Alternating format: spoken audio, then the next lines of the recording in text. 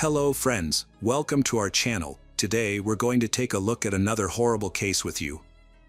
The case of Ollie Kemp. Alexandra Ollie Elizabeth Kemp was born October 11, 1982, in Leawood.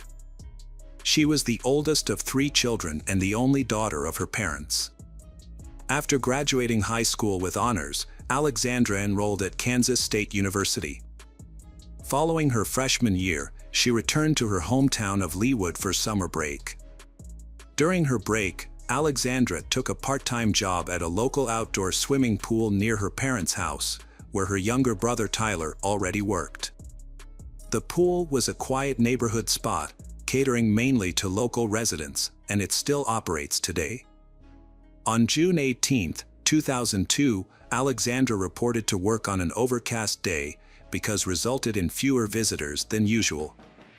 At 5 p.m., Tyler arrived at the pool to start his shift, but his sister Alexandra was nowhere to be found. Her phone and purse were still on the table where she usually sat, which made Tyler confused and worried. He immediately called his parents to report that Alexandra had vanished. Their father, Roger Kemp, rushed to the scene and began searching for his daughter. He first checked the pool, but it was empty. Next, he went to the small pump room near the pool, which contained equipment for water purification, a ladder, and other items. Upon entering the pump room, Roger didn't see anything out of the ordinary at first. However, he soon noticed a leg protruding from under a tarp. As he lifted the tarp, he was met with a horrific sight: his daughter Alexandra, brutally beaten and naked from the waist down, with multiple bruises on her face and body. Roger quickly called 911 and spoke with the operator. When the ambulance arrived, Roger was performing CPR on his daughter. The paramedics took Alexandra to the hospital, but despite their best efforts, she sadly did not survive. Alexandra was declared dead shortly after arrival at the hospital. An examination revealed that the cause of death was strangulation, despite the presence of multiple severe injuries. A thorough investigation found no evidence of forced intimacy, although her body was partially unclothed.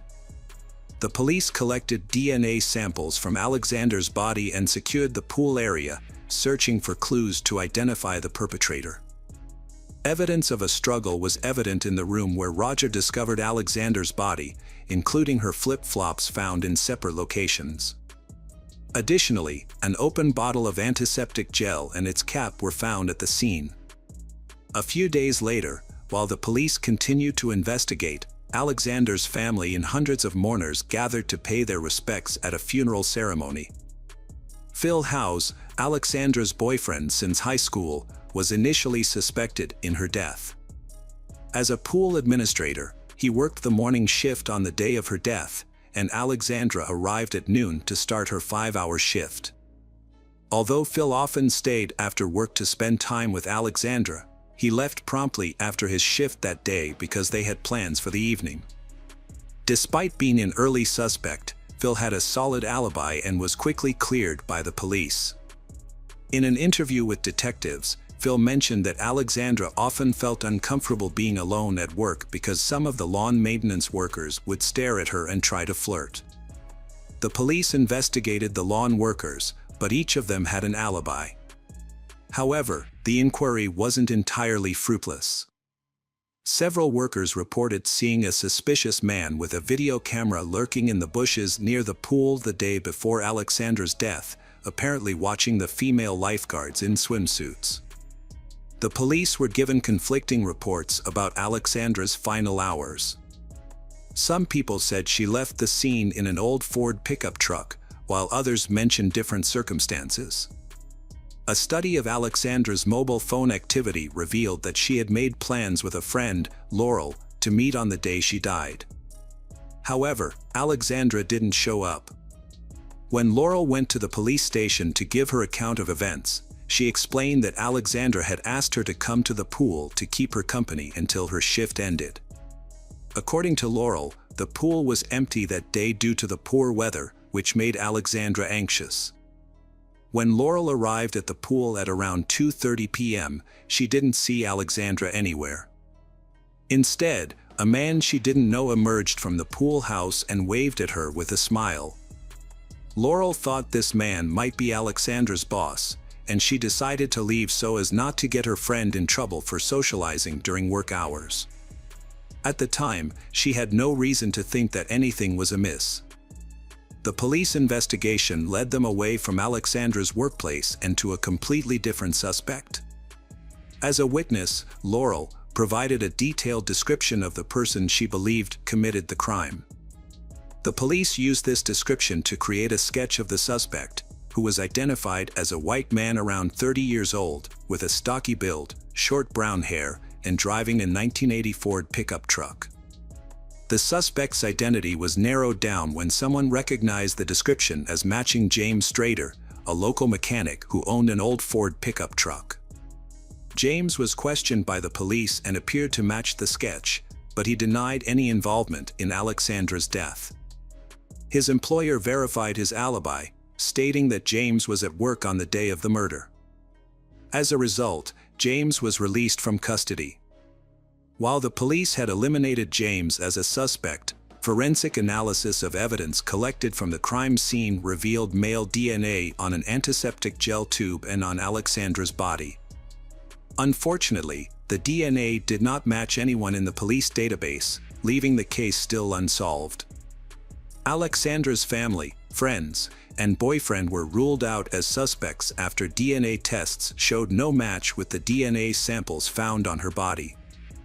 The investigation was driven by Alexandra's father, Roger Kemp, who was determined to find his daughter's killer. After losing his child, Roger felt like he had lost his purpose in life. However, he found a new reason to keep going: justice for Alexandra.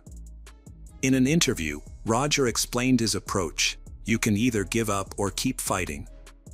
I chose to fight."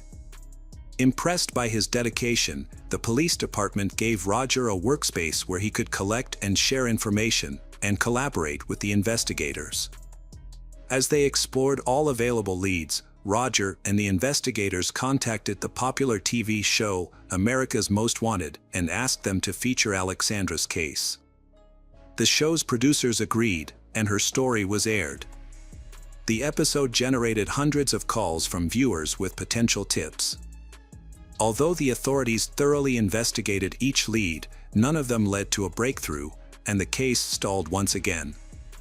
In February 2003, 8 months after Alexandra's death, a promising new lead emerged.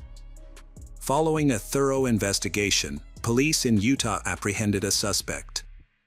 3 separate witnesses, including 2 women and a 14-year-old girl, came forward to report being forced into intimate encounters with a man. He had managed to evade capture initially, but was eventually tracked down and arrested in Utah. The arrested individual was identified as James Strader, the same person who had been questioned by Kansas police earlier. Notably, James bore a strong physical resemblance to the suspect's composite sketch. James was questioned by the police, but they failed to collect his DNA sample at the time. This might have been because his employer had convinced the police that James was at work on the day of the crime and had not left the premises. Despite this, James denied any involvement in Alexandra Kemp's death. Although he resembled the suspect in the composite sketch, James claimed he had not been near the pool on the day of the crime.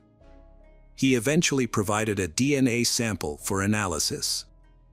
The results indicates that his DNA did not match the DNA found on Alexandra's body or the antiseptic gel tube. James was later imprisoned for unrelated charges, and the investigation into Alexandra Kemp's death hit a dead end once again.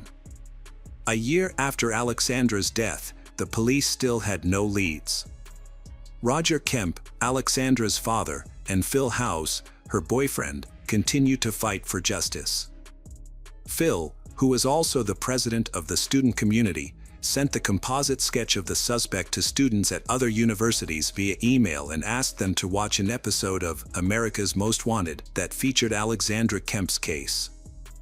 A year had passed, but the police and relatives' efforts had yielded no results in the Alexandra Kemp case. Undeterred, Roger Kemp, Alexandra's father, continued his quest for justice. He reached out to the America's Most Wanted program again, requesting a rerun of the episode about Alexandra's death. The show's creators asked if there were any new developments, and although Roger replied that there were none, his determination impressed them, leading to the episode being aired again.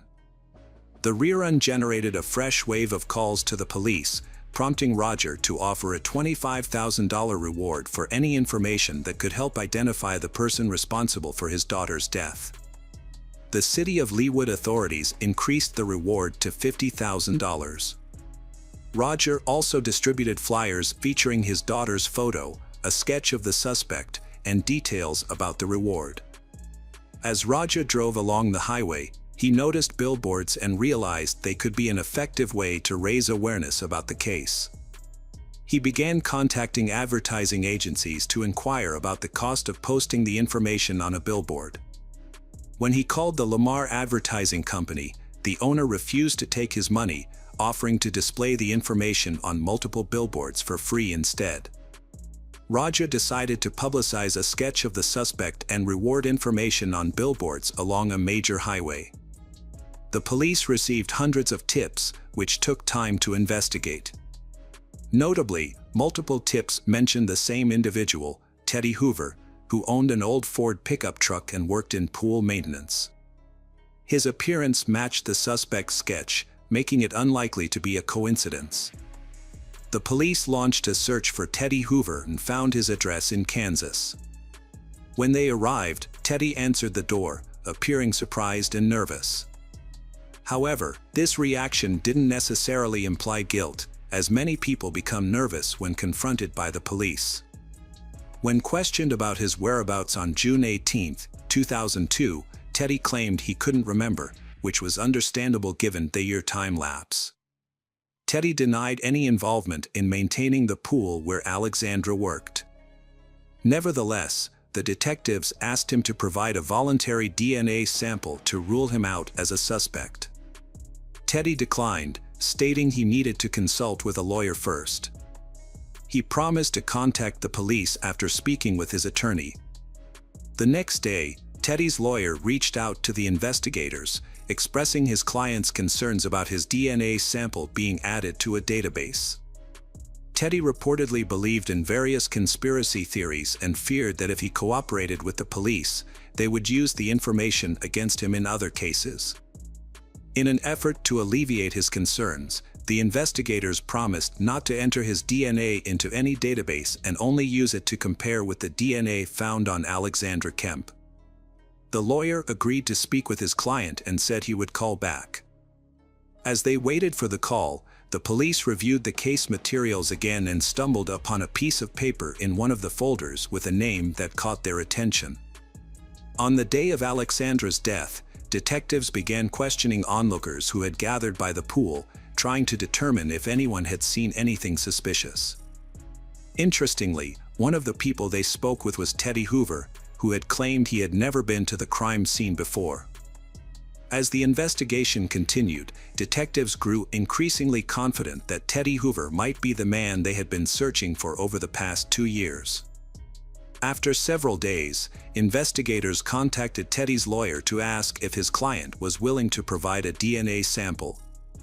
However, the lawyer responded by stating that his client had refused his services and broken off contact. Police immediately went to Teddy's house, but he had already escaped. As a result, the 29-year-old suspect was placed on the National Wanted list. Despite the efforts of the detectives, Teddy managed to evade capture for months. Billboards featuring his image were still up, but the search had yielded nothing. It wasn't until September 2004, when an anonymous caller contacted the police, that a new lead emerged. According to the caller, he knew the name of Teddy's girlfriend, with whom Teddy was living in Kansas. Detectives sought to locate Laura Barr, a woman connected to Teddy Hoover, but discovered she had left the state at the same time he escaped. This led them to investigate further. The U.S. Postal Service informed the Kansas State Police that Laura was receiving mail in Litchfield, Connecticut, along with a man named Benjamin Appleby, at the same address. The house where they resided was secluded and located in a rural area. Authorities suspected that Benjamin Appleby might be an alias for Teddy Hoover. To aid in the investigation, detectives from Leawood contacted the Connecticut State Police, requesting their assistance in locating Benjamin. It was discovered that he had a prior record in Connecticut, with an outstanding arrest warrant stemming from a 1997 incident where he had exposed himself to a schoolgirl. However, Benjamin had evaded capture and fled the state. With the existing warrant, detectives proceeded to the address associated with Benjamin's mail. Upon arrival, they found him at home and immediately took him into custody. As suspected, Benjamin Appleby was confirmed to be Teddy Hoover. It was revealed that while detectives in Kansas had been seeking a DNA sample from Teddy in connection with Alexandra Kemp's death, he had returned to Connecticut and resumed using his real name, attempting to maintain a low profile and escape notice. To apprehend Benjamin, detectives from Leawood traveled to Connecticut, anticipating that he would once again claim innocence. Before bringing him in for questioning, they devised a plan to unsettle him. They filled the interrogation room with crime scene photos and pictures of Alexandra, and placed folders with his name on the table, creating the illusion that the investigation had substantial evidence against him. When Benjamin entered the interrogation room, he was visibly shaken and unable to speak. A detective confronted him, inquiring about the implications of obtaining his DNA sample. Shortly after, Benjamin broke down in tears, confessing to Alexandra's death. He then recounted the events of the fateful June day, explaining that he had noticed Alexandra, found her attractive, and attempted to flirt with her. When she entered the pump room, he followed her, locked the door, and trapped her inside. When Benjamin touched she fought back, leaving him feeling humiliated. In a fit of anger, he attacked her, beating and strangling her until she lost consciousness. Benjamin then attempted to take advantage of her body, undressing her partially. He retrieved a tube of antiseptic gel from a first aid kit, intending to use it as a lubricant. However, just as he was about to proceed, the sound of a car horn distracted him. The victim's friend, who was waiting in a car behind a fence, had noticed something was amiss and sounded the horn.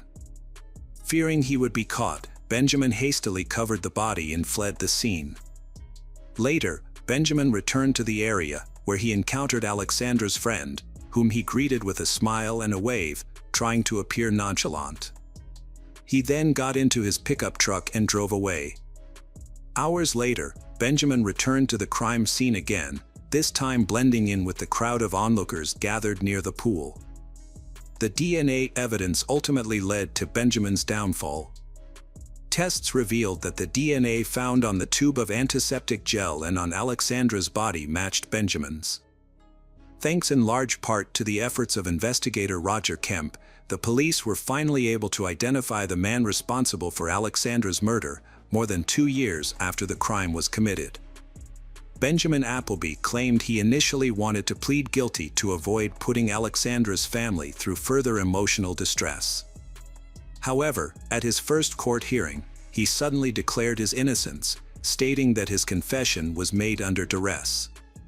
Despite this, DNA analysis revealed that his DNA was the only sample found on the victim's body, making it difficult to dispute his involvement. Benjamin's lawyers attempted to argue that their client did not intentionally take Alexandra's life, admitting that he was responsible for her death but claiming it was not premeditated.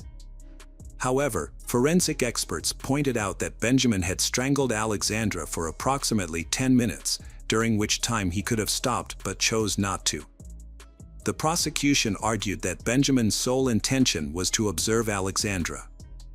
On the day of the incident, June 18, 2002, the pool area was empty due to cloudy weather, allowing Benjamin to take advantage of the situation.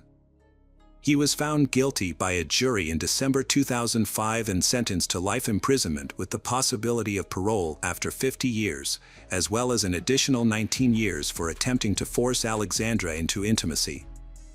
In 2019, Benjamin appealed the decision, but the court upheld the life imprisonment sentence for first-degree murder. The Court of Appeal also ruled that the attempt to force Alexandra into intimacy was already taken into account during the initial sentencing. Benjamin was sentenced twice for the same crime, prompting the court to overturn the second conviction. However, even if Benjamin is released on parole, he will be 81 years old by that time. The authorities involved in the case credit Roger Kemp's persistence for helping them catch the culprit. While Benjamin was in prison, Roger and his wife established a self-defense program for girls, teaching thousands of girls and women across the country basic self-defense techniques. Roger Kemp's tireless efforts to bring attention to the case and his work in creating a safe community did not go unnoticed. He was awarded the Presidential Citizens Medal by Barack Obama at the White House. Until his passing at 77 on March 1, 2022, Roger continued to work for the foundation he established in his daughter's name. His ultimate goal was to make a difference in at least one person's life. Friends, welcome to our channel. Today we're going to take a look at another horrible case with you. The case of Adrienne Jones. Adrienne Jessica Jones was a bright light in Mansfield in 1995. As a 16-year-old junior at Mansfield High School, she captivated everyone with her beauty, exceptional qualities, and impressive achievements. Adrienne was an outstanding student, consistently excelling in advanced honors courses and demonstrating a strong work ethic. She spent at least 2 hours each night studying to ensure her success, which earned her high grades. Her kindness, intelligence, and infectious spirit made her a role model and a beloved figure among her classmates and teachers. In addition to her academic prowess, Adrienne was a talented athlete. She was a dedicated member of the girls' soccer team, showcasing remarkable skill and dedication on the field. After graduating from Mansfield High School, Adrienne's dream was to become a veterinarian and help animals. After a game injury forced her to temporarily leave her team, Adrienne didn't give up on sports. Instead, she joined the girls' cross-country team, which allowed her to stay active and improve her fitness.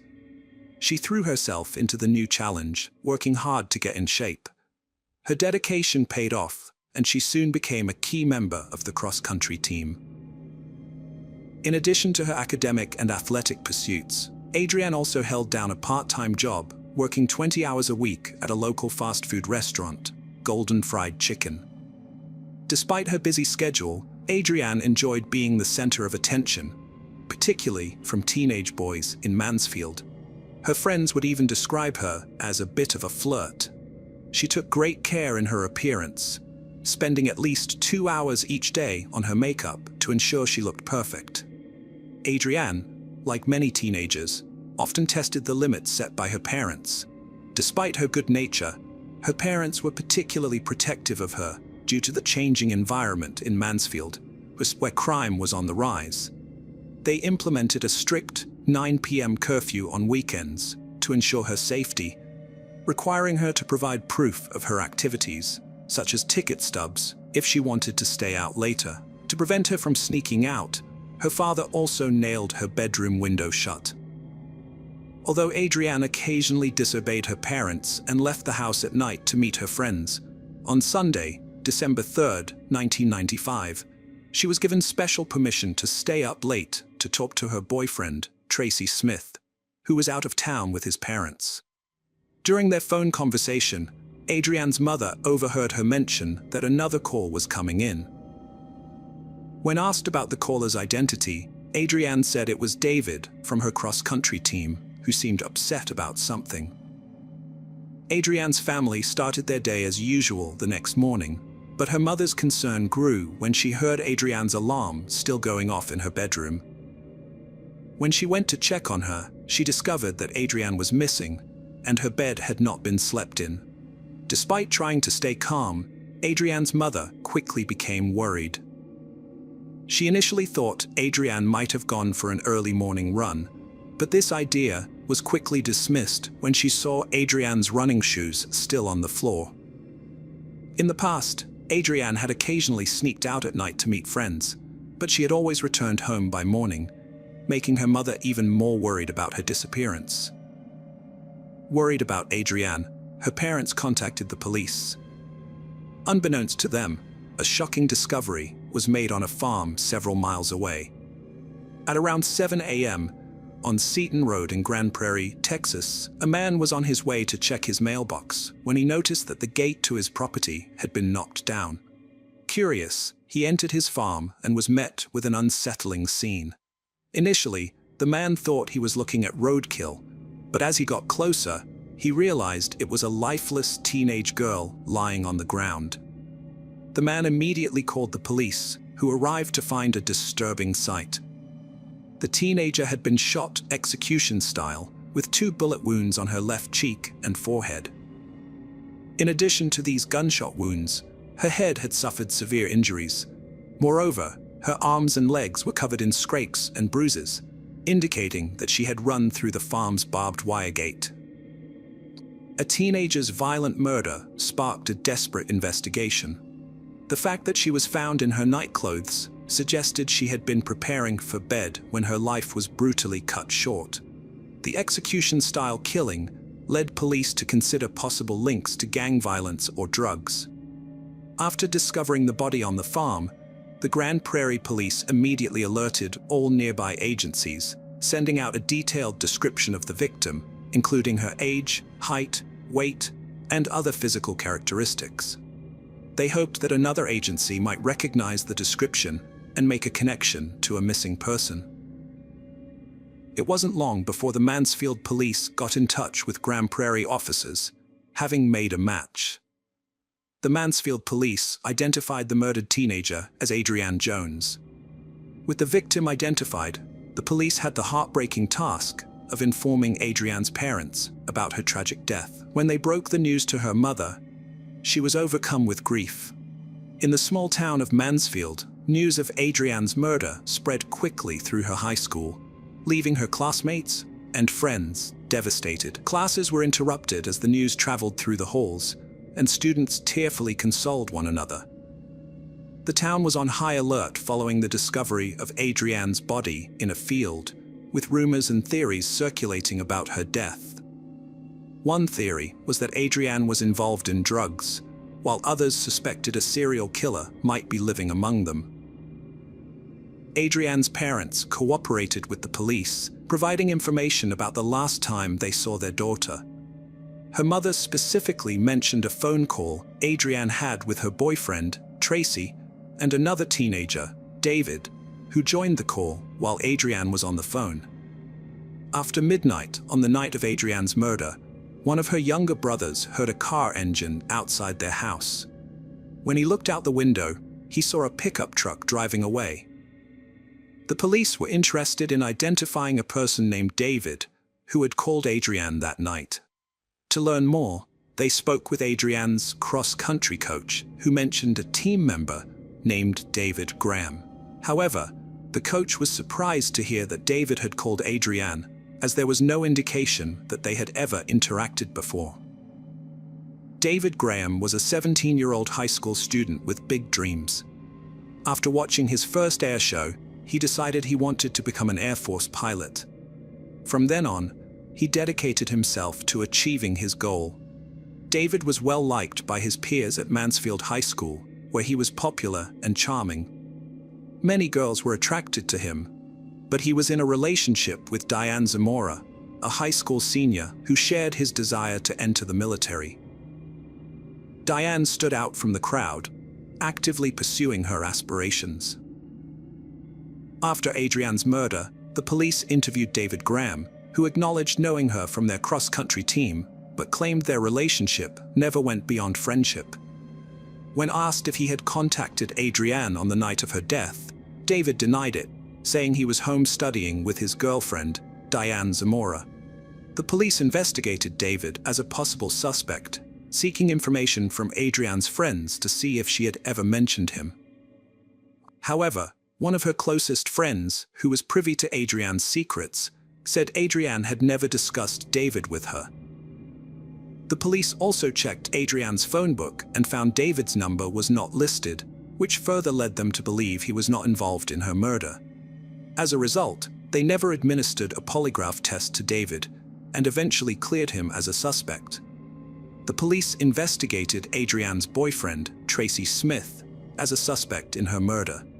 However, they cleared him after verifying his alibi, which placed him out of town with his family on the night of the murder. Tracy also passed a polygraph test, further supporting his innocence. During his police interview, Tracy suggested they investigate someone named Brian, whom Adrian had mentioned was calling her on the night of her murder, while they were on the phone. The police identified the Brian in question as Brian McMillian, a local teenager.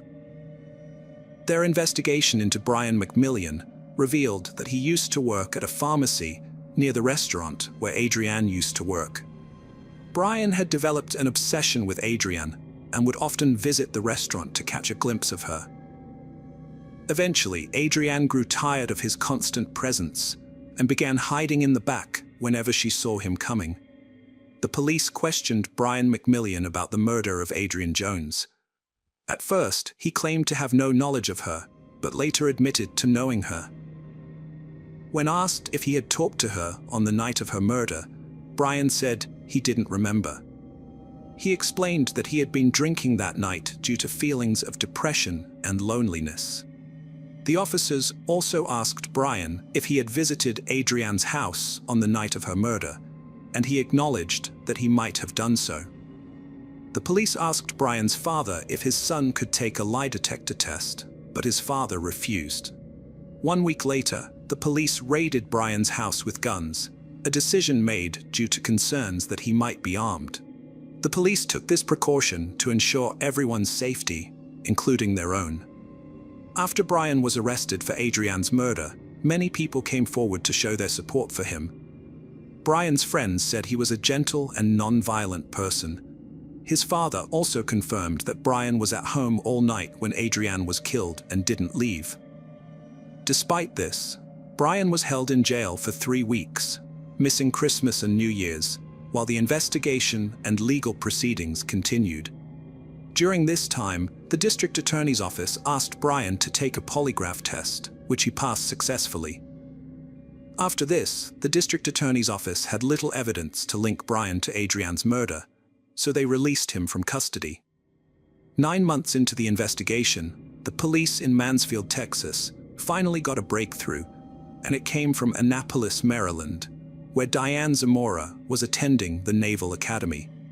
Diane Zamora, a cadet at the Naval Academy, allegedly confessed to her fellow students that she and her boyfriend, David Graham, had murdered a girl named Adrian Jones in Mansfield, Texas. The Mansfield police traveled to Annapolis, Maryland, to interview Diane, but she denied making any such admission. The Naval Academy suspended Diane and sent her home pending an investigation. Since Diane was uncooperative, the police went to the Air Force Academy in Colorado Springs, Colorado, to question David. Initially, David claimed he didn't know why Diane would fabricate a story about killing Adrian Jones. However, during the interview, David began to crack and asked to write a statement. In a 4.5-page confession letter, David detailed how he and Diane planned and carried out the murder of Adrian Jones, including a cross-country event in November 1995, where he offered to drive Adrian home. During the ride, David and Adrian parked in an elementary school parking lot and had sex. Afterwards, David felt overwhelmed with guilt because he loved his girlfriend Diane deeply and knew that his infidelity would cause her immense pain. One evening, while David was helping Diane study for her SATs, they got into an argument. Unable to keep his secret any longer, David broke down in tears and confessed his infidelity to Diane. He told her that he had hooked up with Adrian, which shattered Diane's heart and left her feeling deeply hurt and angry. Diane was inconsolable and lashed out at David, screaming and arguing with him. She was so angry that she wished he were dead, and she felt intense hatred towards Adrian. Diane's emotions were too much to handle, and she struggled to come to terms with what had happened. David pleaded with Diane, promising to do whatever it took to save their relationship. David and Diane decided that the only way to repair their relationship was to kill Adrienne. In his confession letter, David admitted that on December 3rd, he called Adrienne Jones and asked her to secretly leave her house late at night to meet with him. He specifically asked Adrienne to keep their meeting private and not tell anyone else about it. David originally planned to lure Adrienne into a trap, kill her by breaking her neck, and then dispose of her body in a lake. On the agreed night at 2:30 a.m., David picked up Adrienne in his car while Diane hid in the hatchback. They drove to a secluded spot 10 miles out of town, turning off the highway onto Satan Road. David stopped the car, and Adrienne subtly adjusted her seat, creating the impression they were about to be intimate. Unbeknownst to Adrienne, David had secretly signaled for Diane to emerge from the trunk. Diane came out of the rear of the vehicle and approached the front. Diane confronted Adrienne, who was seated in the passenger seat. Diane then hit Adrienne on the head with a weight from David's gym set. Despite being severely injured, Adrienne managed to escape by crawling out of the car window. David and Diane panicked, and David grabbed his 9mm Makarov weapon to chase after Adrienne. Adrienne was severely injured and collapsed in a nearby field due to her head wound. When David caught up to her, he shot her twice and then returned to his car. After Adrienne died, David and his accomplice Diane exchanged "I love you" as their first words to each other. The police later questioned Diane, who had a statement prepared to confess her involvement. David and Diane were arrested and charged with capital murder. Although they initially confessed, they later retracted their statements, with David claiming Diane acted alone and Diane alleging David committed the crime by himself. In 1998, Adrienne's mother requested that the death penalty be removed as a possible sentence for David and Diane. Diane's trial began in February 1998. Multiple witnesses testified that Diane showed no remorse for killing Adrienne. The jury found Diane guilty of capital murder, resulting in an automatic life imprisonment sentence, with the possibility of parole in 40 years.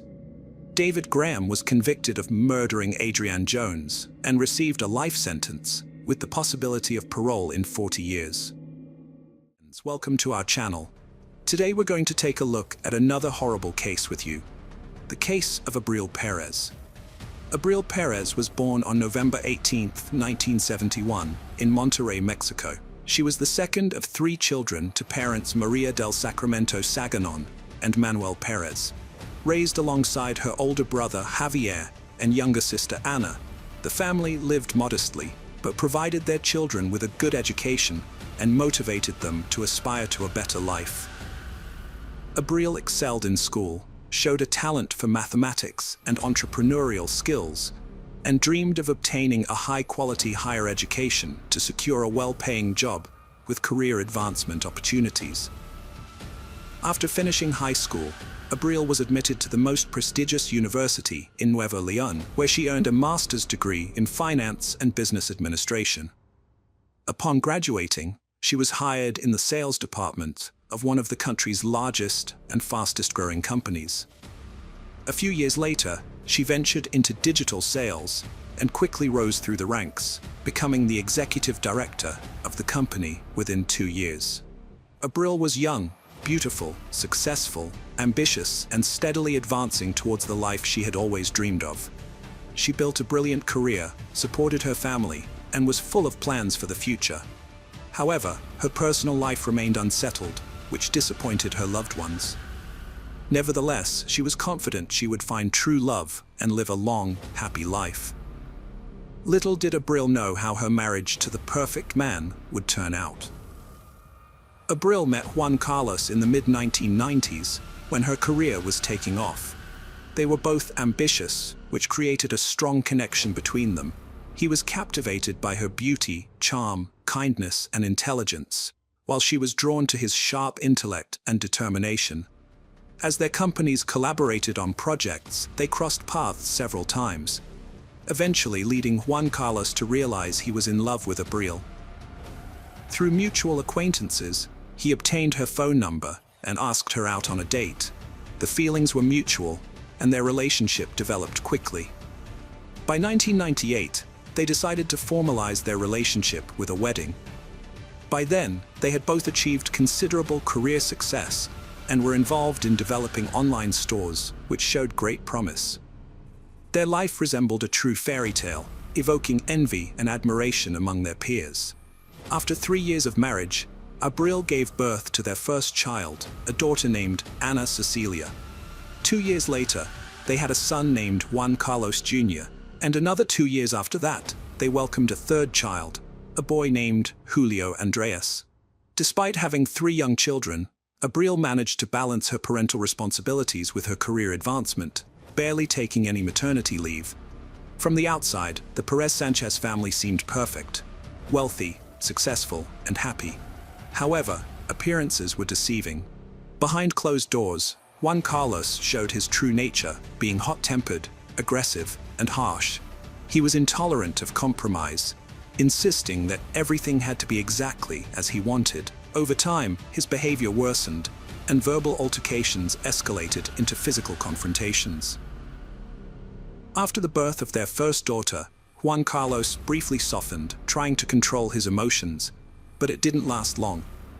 By the time the third child was born, he no longer even tried to be a good father or husband. He would vent his anger on Abril, insulting and belittling her, and her tears seemed to lift his spirits. He regularly physically harmed her, often in ways that left no visible marks on her body, so she could hide the bruises under clothing or mask them with makeup. All this was done to protect his flawless reputation and pride himself on being a model family man, loving husband and father. Abril kept silent for years, trying not to tell even her sister and mother about the ongoing nightmare. She earned well and could have raised the children on her own, but her husband was a wealthy and influential man who could easily take the children away from her through the courts. By 2010, the ideal family facade had begun to crumble, and those who once admired them started to suspect that something was terribly wrong behind closed doors. Abril was not just subdued, but deeply distressed, visibly thin, sleeping poorly, and frequently sporting bruises on her face and body that became increasingly difficult to conceal. In public, Juan Carlos maintained a calm and confident demeanor, pretending that nothing was amiss, playing the role of a loving and caring husband, interacting with his wife politely and affectionately. However, at home, he transformed into a monster, making it increasingly dangerous for Abril to be near him. Despite pleas from loved ones to divorce him, Abril stubbornly insisted that everything was fine and that she would handle the problems with her husband herself. In 2014, Juan Carlos's career reached its peak when he became the head of a major trading company, making him one of the most influential people in the field. After this promotion, the family moved to Mexico City, settling in a large house in one of the capital's best neighborhoods. Their children attended an elite private school, and Abril sincerely hoped that the move would positively affect their relationship. Contrary to expectations, the change only made Juan Carlos continue to physically harm and insult his wife, even doing so in front of their children. He began to groundlessly accuse her of infidelity, and whenever she tried to defend herself, he resorted to using his fists. He monitored her phone and emails, forbade her from using social media, and later even hired a private detective to follow her and photograph any men who came near her. Over the next 4 years, Abril tried everything to save her marriage, despite her husband's behavior becoming utterly unbearable. She lived in a never-ending nightmare that outwardly seemed like a happy and successful union, with many even envying her for having a prominent, influential, wealthy, and seemingly caring husband. In 2018, the Sanchez family traveled to Monterrey to celebrate Catholic Christmas with the Perez family. However, Juan Carlos behaved towards his wife as he was accustomed, not shying away from her parents, who were horrified by what they witnessed. At that moment, Abril realized things could not continue this way and informed her husband that she would file for divorce once they returned to Mexico City. Hearing this, Juan Carlos flew into a rage, grabbing her throat and squeezing so tightly that she nearly lost consciousness. Only her mother, Maria del Soro, entering the room and raising the alarm prevented a tragedy. When the family returned to their home in the capital, Abril prepared for divorce, moving from the marital bedroom to a small guest room. However, this did not save her from her tyrannical husband. On the morning of January 4th, while she was still asleep, Juan Carlos entered the bedroom holding a baseball bat, striking her hard on the head and attempting to swing again. Half awake, Abril barely understood what was happening, but managed to slip off the bed just in time, literally saving her own life. She began to scream, and the children ran into the room having heard the noise. The youngest son shielded his mother with his body while the eldest son took the bat from his father. Together, they fled the house and headed to the hospital, where doctors diagnosed Abril with a serious concussion and a deep laceration above her eyebrow, requiring stitches. As soon as his wife and sons left the home, Juan Carlos contacted his lawyer to explain the situation and asked for help in resolving it.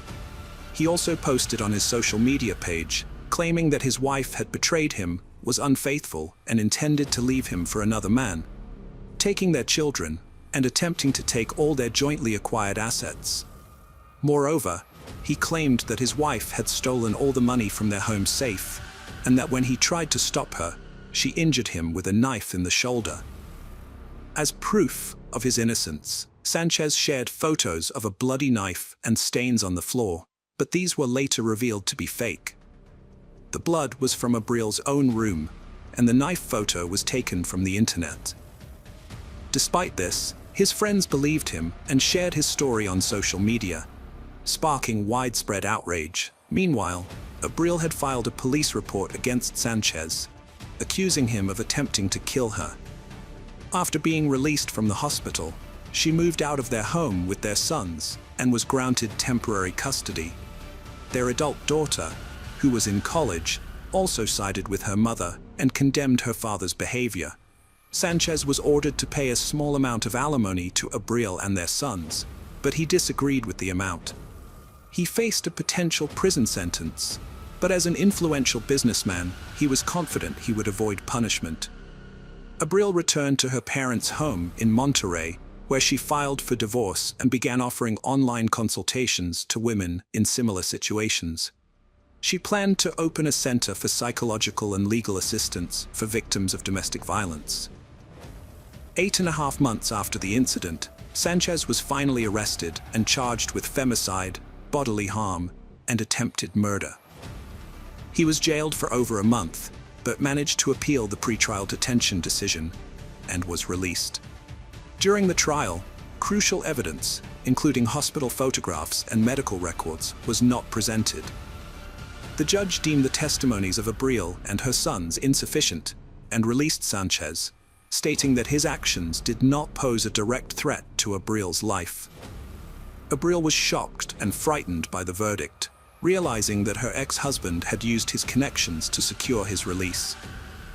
She sent an official letter to the judge expressing fear for her life, but it had no impact. Immediately after being released, Sanchez began legal proceedings against Abril for custody of their sons, forcing her to return to Mexico City for court sessions. Abril arrived in Mexico City with her children on November 25th, fearing for their safety after a court session. As they drove to the airport, a motorcyclist stopped at a traffic light, pulled out a handgun, and fired twice at Abril, who was sitting in the front passenger seat. One bullet grazed their younger son, but none of the children were seriously hurt. Abril was rushed to the hospital, where doctors fought to save her life for over 6 hours, but unfortunately, she died that evening due to severe injuries and significant blood loss. Abril's family, convinced that her ex-husband Juan Carlos was behind the brutal act, urged authorities to arrest him. However, law enforcement stated that without identifying the shooter, it was difficult to discuss motives, and couldn't claim that it was a hitman sent by Sanchez. The case was not classified as femicide until further investigation, and Juan Carlos remained free. After Abril's death, her children were placed in the care of their maternal relatives, while their father, Juan Carlos Sanchez, prepared to fight for custody in court. Sanchez's soon-to-be ex-wife's sister wrote an angry social media post blaming him for the incident, but her page was quickly blocked and later deleted. Despite this, the family decided to draw public attention to the case. The attack on Abril, which occurred on a day dedicated to fighting gender-based violence, sparked widespread outrage. People began sharing numerous cases where men had attempted to kill women but were not punished. As a result, the General Prosecutor's Office launched a new investigation into Sanchez and instructed investigators to review the judge's decisions to release him. The judges involved in Sanchez's case were temporarily suspended and later removed from their positions. Mexican politician and women's rights defender Claudia Sheinbaum Parro confirmed that Abril's case had been reclassified as femicide and would be reinvestigated. The judges who had released Sanchez could face consequences for Abril's death if his guilt was proven. Sanchez posted on social media, calling for the perpetrator of his ex-wife's death to be punished to the fullest extent of the law. However, his daughter Ana Cecilia left an angry comment, accusing her father of cruelty and sharing photos of her mother taken in the hospital after Sanchez had attacked her with a bat. Despite the media attention, Sanchez was initially left free under a restraining order, required to check in weekly at a police station. However, after he failed to appear, a warrant for his arrest was issued. He used his resources and connections to flee the country and enter the United States. Mexican authorities contacted Interpol, reporting Sanchez as a fugitive accused of a serious crime, and he was declared wanted worldwide. An investigation was launched to find the hitman who killed Abril. Street camera footage revealed 2 cars following her vehicle as she left the courthouse with her children and lawyer. The motorcyclist who committed the crime was not alone, but received instructions from individuals in the cars. It took investigators several months to identify some of the participants, and 2 suspects were finally arrested on March 5, 2020. Surprisingly, they did not resist arrest and began cooperating with authorities, hoping to reduce their sentences. It was confirmed that Sanchez was the mastermind behind the crime, having paid a substantial sum to 7 individuals involved in the act. The first to be caught were the driver of one of the chase cars and the motorcyclist who fired the fatal shots. Juan Carlos, while in prison, had hired 2 experienced criminals to be his personal bodyguards. After they were released, he rehired them to find people to kill Abril, promising each a large sum of money if they succeeded. Once he had assembled a team, Juan Carlos paid them the promised money and gave them detailed instructions about Abril's route and vehicle. The toughest part was luring Abril to Mexico City, which he achieved by threatening to take her children if she didn't appear in court.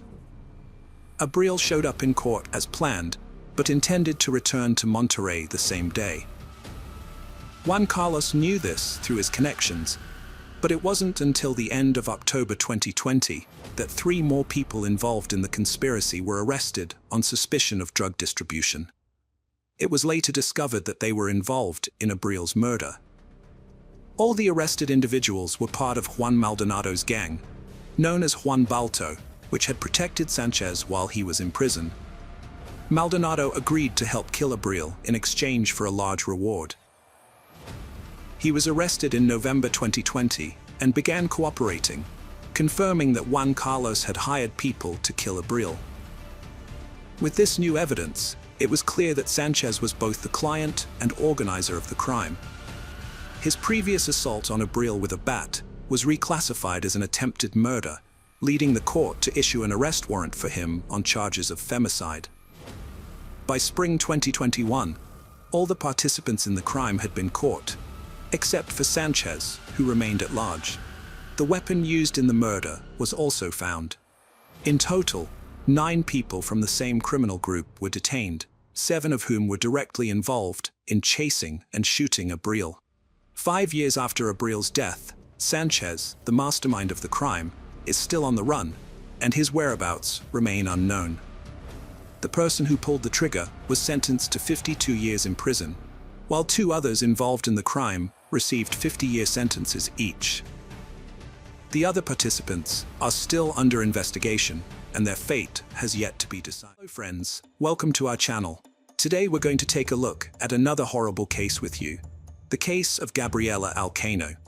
Gabriela Alcaino was born on May 17, 2001, in Santiago, Chile, to Federico Alcaino and Carolina Donoso Campos. She was their only child and the first grandchild in a large, loving family.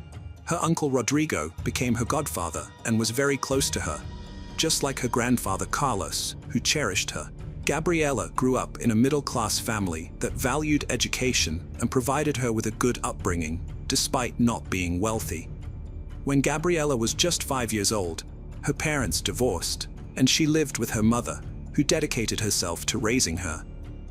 Her father remarried and had 2 younger sons, but he continued to support Gabriela and her mother financially and remained involved in her life.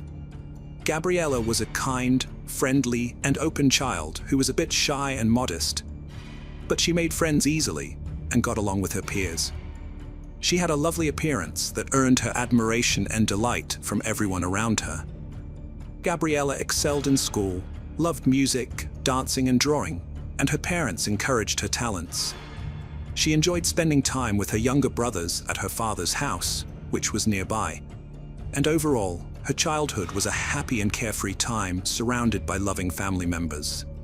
At 15, Gabriela fell in love for the first time with Fabian, a fellow student at her school who was only a year older. They started out as a happy couple, walking hand in hand, eating ice cream and stealing kisses. Fabian came from a good family, and his parents were well respected and wanted the best for him. However, Fabian himself was quiet and secretive, avoiding eye contact and preferring not to talk to others. This led many to assume he was shy, but it's likely he struggled with social anxiety. When Gabriela introduced Fabian to her father, he approved of her choice, seeing Fabian as calm, responsible, and rational. The father had a serious talk with Fabian, asking him to take care of Gabriela and promising not to harm her or let others harm her. Fabian promised to do so. At first, their relationship was loving and calm, with Fabian genuinely trying to be attentive and caring. However, this peace didn't last. After a few months, Fabian's true nature emerged, and he became controlling and cruel. He tried to dictate every aspect of Gabriela's life, became jealous, and decided who she could and couldn't hang out with. He monitored her phone, demanding immediate responses to his calls and messages, and would throw tantrums if she didn't comply. For the first 6 months of their relationship, Gabriela downplayed her boyfriend Fabian's frequent outbursts of anger and jealousy, thinking they were temporary and that he would eventually go back to being the kind and caring person she fell in love with. She tried to accommodate all his demands, hoping that his behavior would improve. However, Fabian only became more aggressive and volatile over time. He started to emotionally wear Gabriela down, and his abuse eventually escalated beyond verbal aggression. He would physically intimidate her, slapping her, pulling her hair, and grabbing her hands. Although these actions often left no visible marks, friends began to notice bruises on her wrists and shoulders, evidence of Fabian's rough handling. As Gabriela struggled to cope with the abuse, she became withdrawn and depressed. Her friends and family noticed the change in her, seeing the tears in her eyes and the sadness that had replaced her former smile. She started distancing herself from others, avoiding contact with people Fabian had forbidden her from speaking to. Gabriela repeatedly tried to have conversations with her boyfriend Fabian, but it was unsuccessful. She even broke up with him multiple times, only to be coerced back into the relationship by Fabian.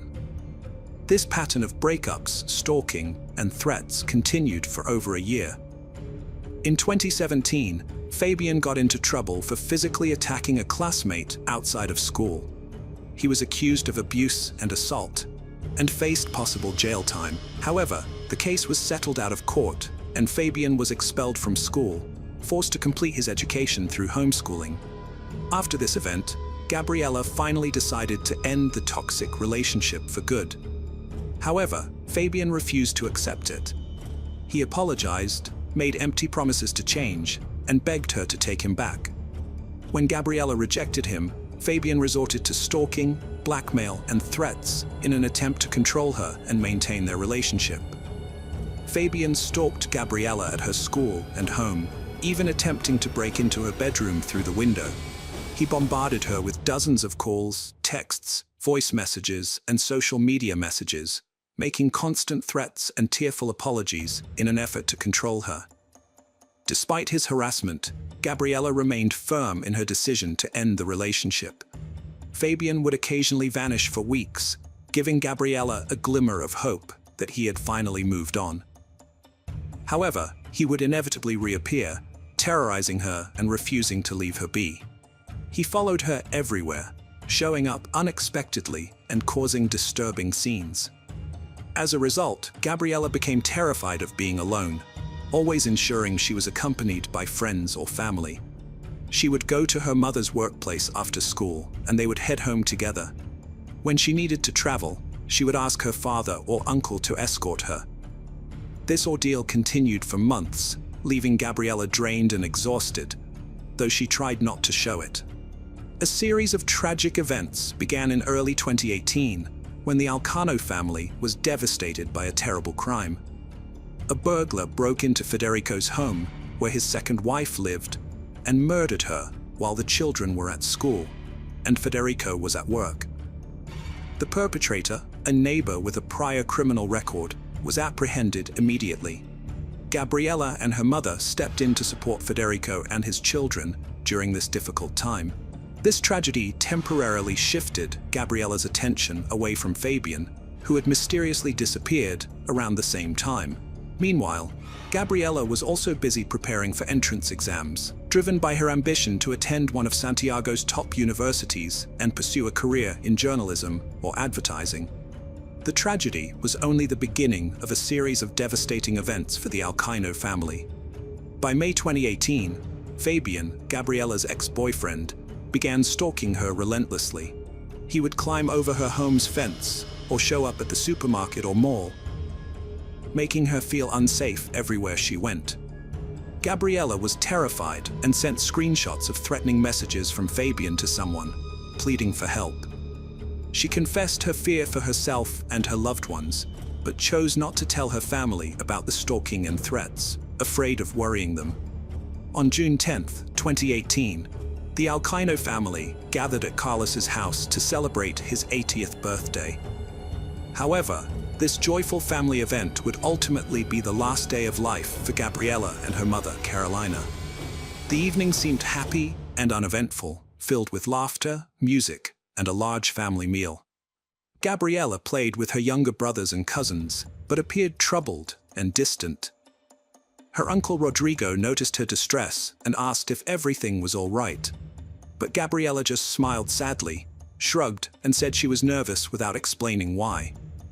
Her uncle chose not to press the issue, thinking she would open up when ready, but later deeply regretted this decision. After the party, Federico drove his ex-wife and daughter home. He kissed Gabriella on the forehead, told her he loved her, and assured her she could count on his support in any situation. Then he returned home with his younger children. This was the last time he saw his eldest daughter and his first wife alive. At around 4 a.m. on June 11th, Fabian, armed with a hunting knife, jumped over the fence of his ex-girlfriend Gabriella's house. He planned to sneak into her bedroom through the window and attack her. But just as he was about to enter, the lights turned on and the back door creaked open. Carolina, Gabriella's mother, had been awakened by the noise and was checking on the commotion. Fabian attacked her, pushing her back inside and stabbing her repeatedly. In total, he inflicted 36 stab wounds, mostly to her chest, neck, and head, leaving her with no chance of survival. Carolina managed to scream briefly, which woke up Gabriella, who rushed downstairs to investigate. As she descended, she saw Fabian, covered in blood and enraged. He grabbed her and dragged her down. Gabriella desperately tried to call emergency services on her phone, but Fabian stopped her. He then stabbed her in the chest, piercing her heart, which proved to be a fatal blow. Fabian moved Gabriella's body to the kitchen, where Carolina's lifeless body lay. He attempted to erase his traces by wiping fingerprints and cleaning bloody footprints. He then washed himself and the murder weapon in the bathroom. Finally, he quietly left the house around 5:30 a.m. without being noticed by the neighbors. After Carolina failed to show up for work for 2 days and didn't answer her phone, her colleagues became worried. She was a responsible person and wouldn't just disappear without a reason. Her boss contacted Federico, her partner, to ask if he knew what was going on. Federico was shocked and tried calling Carolina, but her phone went unanswered. He also tried calling his daughter, Gabriella's phone, but it was turned off. He then called his brother Rodrigo, who hadn't seen or spoken to the two since Carlos's birthday party. Federico rushed to Carolina's house, which looked empty, but the car was still in the garage. He walked around the house, knocking on doors and peeking through windows, but he didn't want to go inside, even though he had a spare key. Instead, he called the police and asked them to check the house. When the police arrived, they wondered why Federico hadn't used his spare key to enter the house. Federico admitted he was afraid of what he might find inside. At 11 a.m., he finally opened the door and went in with the officers. That's when they discovered the bodies of Carolina and Gabriella on the kitchen floor. They had been dead for over a day. Federico was overwhelmed with grief and desperately called for an ambulance, pleading with someone to save his loved ones. However, the officers had to calm him down, and his agitated behavior raised suspicions. As a result, he was taken outside to a police car for further questioning. When Federico tried to leave the car and found the door locked, he demanded to know why. It was then that he realized he was being treated as the prime suspect in a double murder investigation. Rodrigo soon arrived at the scene and was shocked to find that his brother was being held by the police. He was devastated by the news of his niece's death and couldn't understand why there was no ambulance or any medical assistance being provided. Both Federico and Rodrigo were taken in for questioning, and their alibis were thoroughly investigated. Fortunately, they were eventually cleared of any wrongdoing, as it was established that they were with their family at the time of the crime. Further investigation revealed that Gabriella had been stalked by her ex-boyfriend, with friends providing evidence of threatening messages and voice recordings. Federico remembered the obsessed suitor his daughter had tried to break up with, but he never thought the seemingly harmless boy she had introduced to him was capable of such a horrific crime. The police investigation into Fabian Cesar, the young man, revealed that he had gotten rid of the murder weapon and thrown away clothes with bloodstains. Despite this, his shoes still had tiny blood drops on them, and the pattern on the soles matched prints found at the crime scene. Furthermore, 4 of Gabriella's classmates came forward to say they had heard Fabian threaten Gabriella, stating he would rather kill her than let her go. As the evidence and witness statements mounted, Fabian was forced to admit to the crime. However, he tried to present himself as a lovesick individual who had not meant to harm Gabriella, but rather just wanted to talk to her. He claimed that things got out of control, and he ended up dealing with her mother, who unfortunately became an unwanted witness. After completing the autopsies and necessary tests, the authorities returned the bodies of the victims to their families for burial. At the funeral, hundreds of people gathered to pay their respects to the deceased and offer condolences to their loved ones. Gabriella was buried in the white dress she had always wanted to wear, and Carolina's casket was closed due to the severe mutilation of her face. Fabian's family hired an experienced lawyer who built a strong defense, promising a reduced sentence during the preliminary hearings. The lawyer highlighted Fabian's young age and clean criminal record, arguing that the dispute with his classmate had been resolved out of court. However, the victim's family demanded that Fabian be charged with femicide. The prosecution rejected this charge, as according to Chilean law, femicide only applies when the perpetrator and victim are spouses or live together, which was not the case for the two teenagers. Fabian's lawyer claimed that he had acted impulsively and under distress, which could lead to a potential 15-year sentence for double homicide and assault. The Allen family, understandably, wanted the harshest punishment for him. Following the initial court hearings, the judge gave both the prosecution and defense 6 months to gather evidence.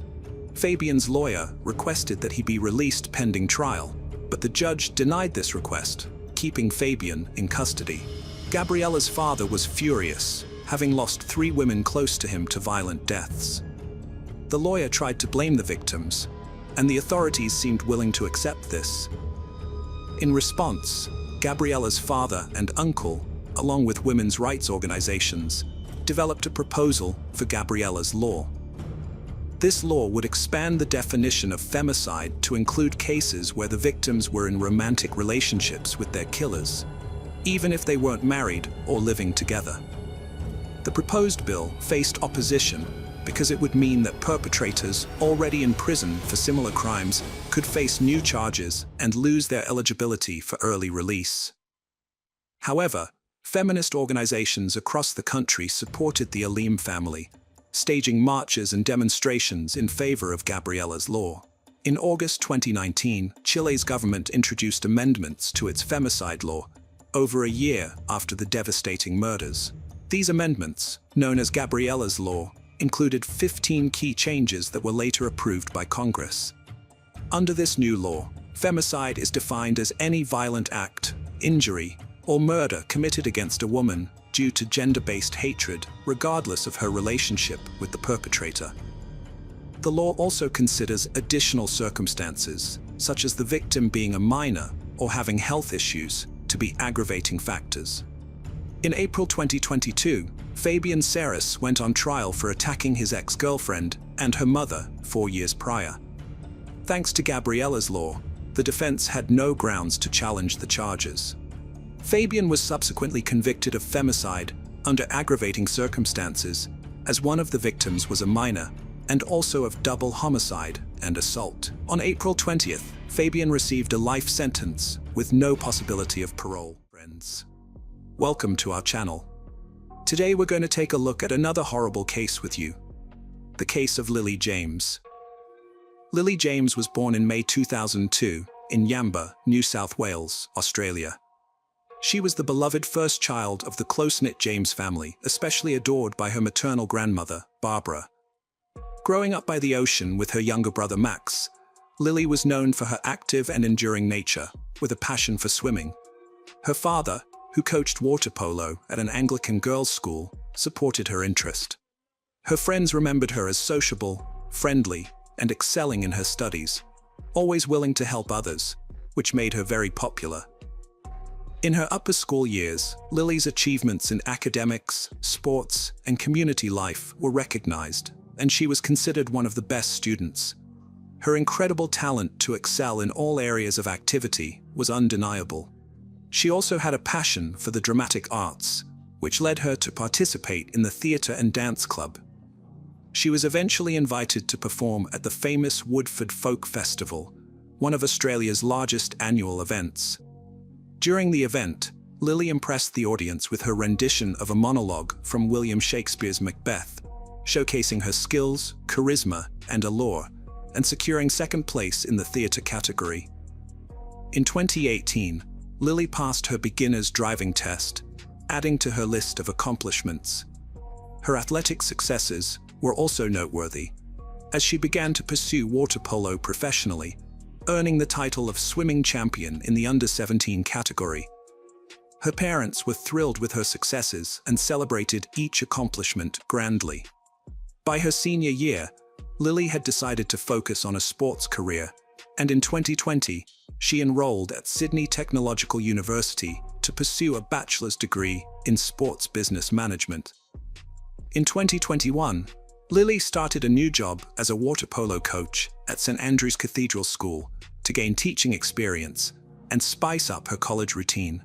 Thanks to her youth, vibrant personality, and love for sports, she quickly connected with her colleagues, the administration, and her students, trying to find a unique approach to each student and highlight their strengths. It was during this time that Lily met Paul, the new cricket and hockey coach, who caught her attention. Initially, their interaction was friendly and limited to mutual greetings, but it later developed into a romance. Lily fell in love, unaware of Paul's true nature.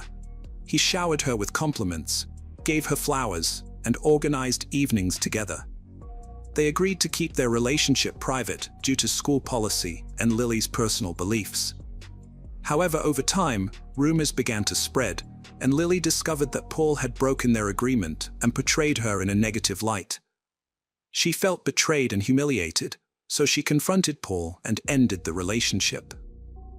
On October 26, 2023, the principal of St. Andrew's Cathedral School in central Sydney sent an email to students and parents at 4:30 a.m., announcing that the school would be closed until the end of the week due to a critical incident.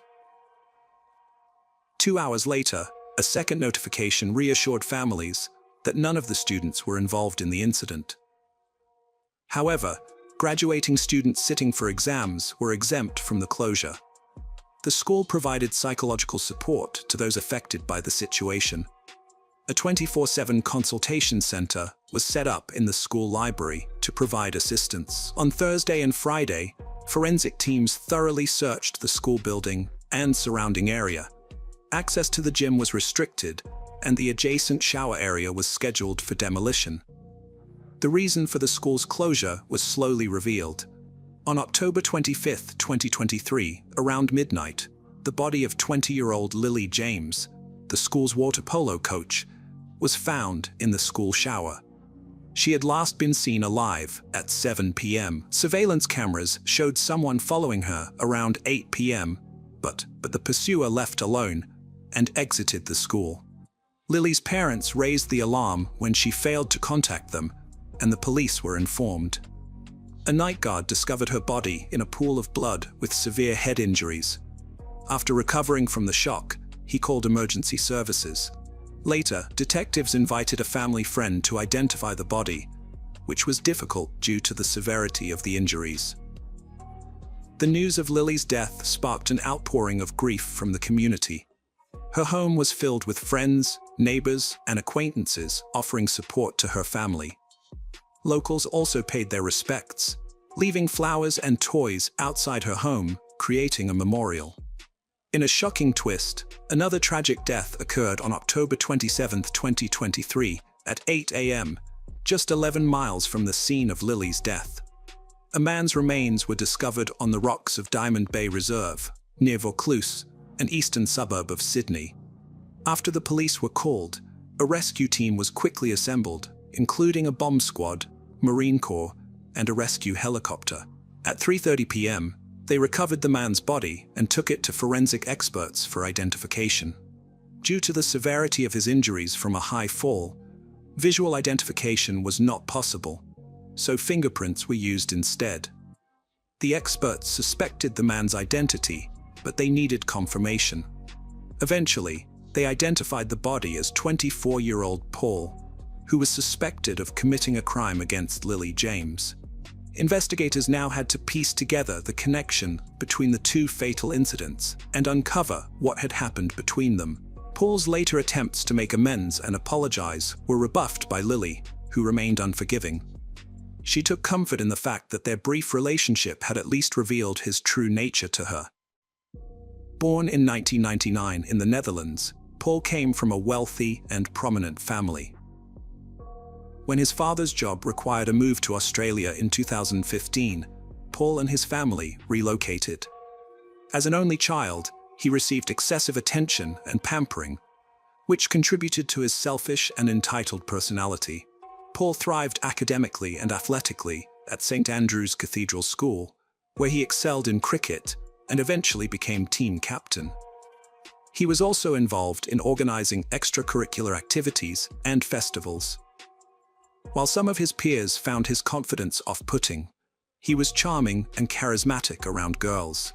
After graduating in 2017, Paul landed a job as an assistant coach for cricket and hockey. By early 2018, he took over the management of these sports teams. Despite feeling confident in his new role, Paul suddenly resigned and returned home to his family for unknown reasons. Back home, Paul pursued further education, earning a master's degree in sports management. During a conversation with old friends, he revealed that he had honed his coaching skills, which led to a lucrative job offer from his former employer. By early 2020, Paul returned to his old school. Upon his return to Australia, Paul reunited with a former friend, and they decided to split housing costs. Paul preferred shared living, despite being able to afford a solo apartment. Their economically priced apartment was in Kensington, a suburb of Sydney. Initially, the friends got along, socializing at bars after work. However, a few months later, tensions arose, and Paul decided to live alone due to their conflict. The Theson's son, Paul, felt isolated despite being constantly surrounded by people. His parents suspected he had not had a serious romantic relationship. In March 2020, an 18-month lockdown in Australia, Paul was stuck in the country, unable to visit his family due to the risk of infection. The strict quarantine measures affected every aspect of life, forcing Paul to rely on himself. By summer 2021, life had returned to normal. However, it became apparent that the isolation had taken a toll on Paul's relationships. When he resumed his activities, people noticed a change in his character and behavior. Paul bounced back, becoming a key player on the hockey team and maintaining an active lifestyle, even appearing in match advertisements. Paul's behavior became increasingly disturbing. Friends and acquaintances reported seeing him lash out in uncontrollable anger, a side of him they had never witnessed before. Rumors also circulated at school that he had an inappropriate interest in his female students, often flirting with them and making them feel uncomfortable. Despite this, Paul was still highly regarded for his coaching skills, which significantly contributed to the team's success in the Australian Hockey League. However, his personal life began to unravel when his girlfriend Lily ended their relationship after he was put on trial. The investigation into Paul's involvement in her murder quickly gained momentum. Surveillance cameras inside and outside the area where the body was found played a crucial role in identifying him as the prime suspect. The police also tracked his movements using his cell phone's GPS and contacted his service provider to determine his last known location.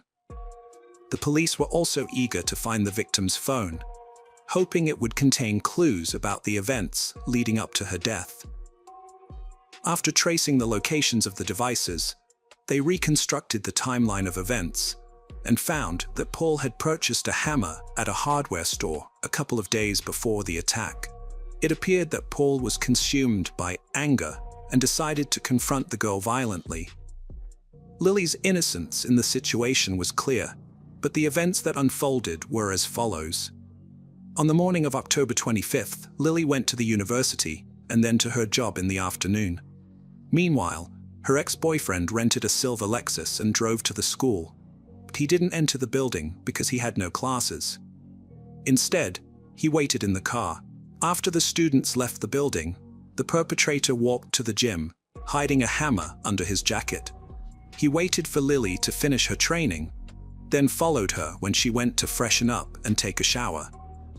This was when Lily was most vulnerable, and the perpetrator attacked her, striking her head. According to pathologists, her death was instantaneous, and she did not suffer. An hour later, he gathered Lily's personal belongings in a backpack and left the building. He got into his car and drove to Diamond Bay, where he disposed of the hammer in a garbage container. Security cameras recorded him at the reserve at 8:47 p.m.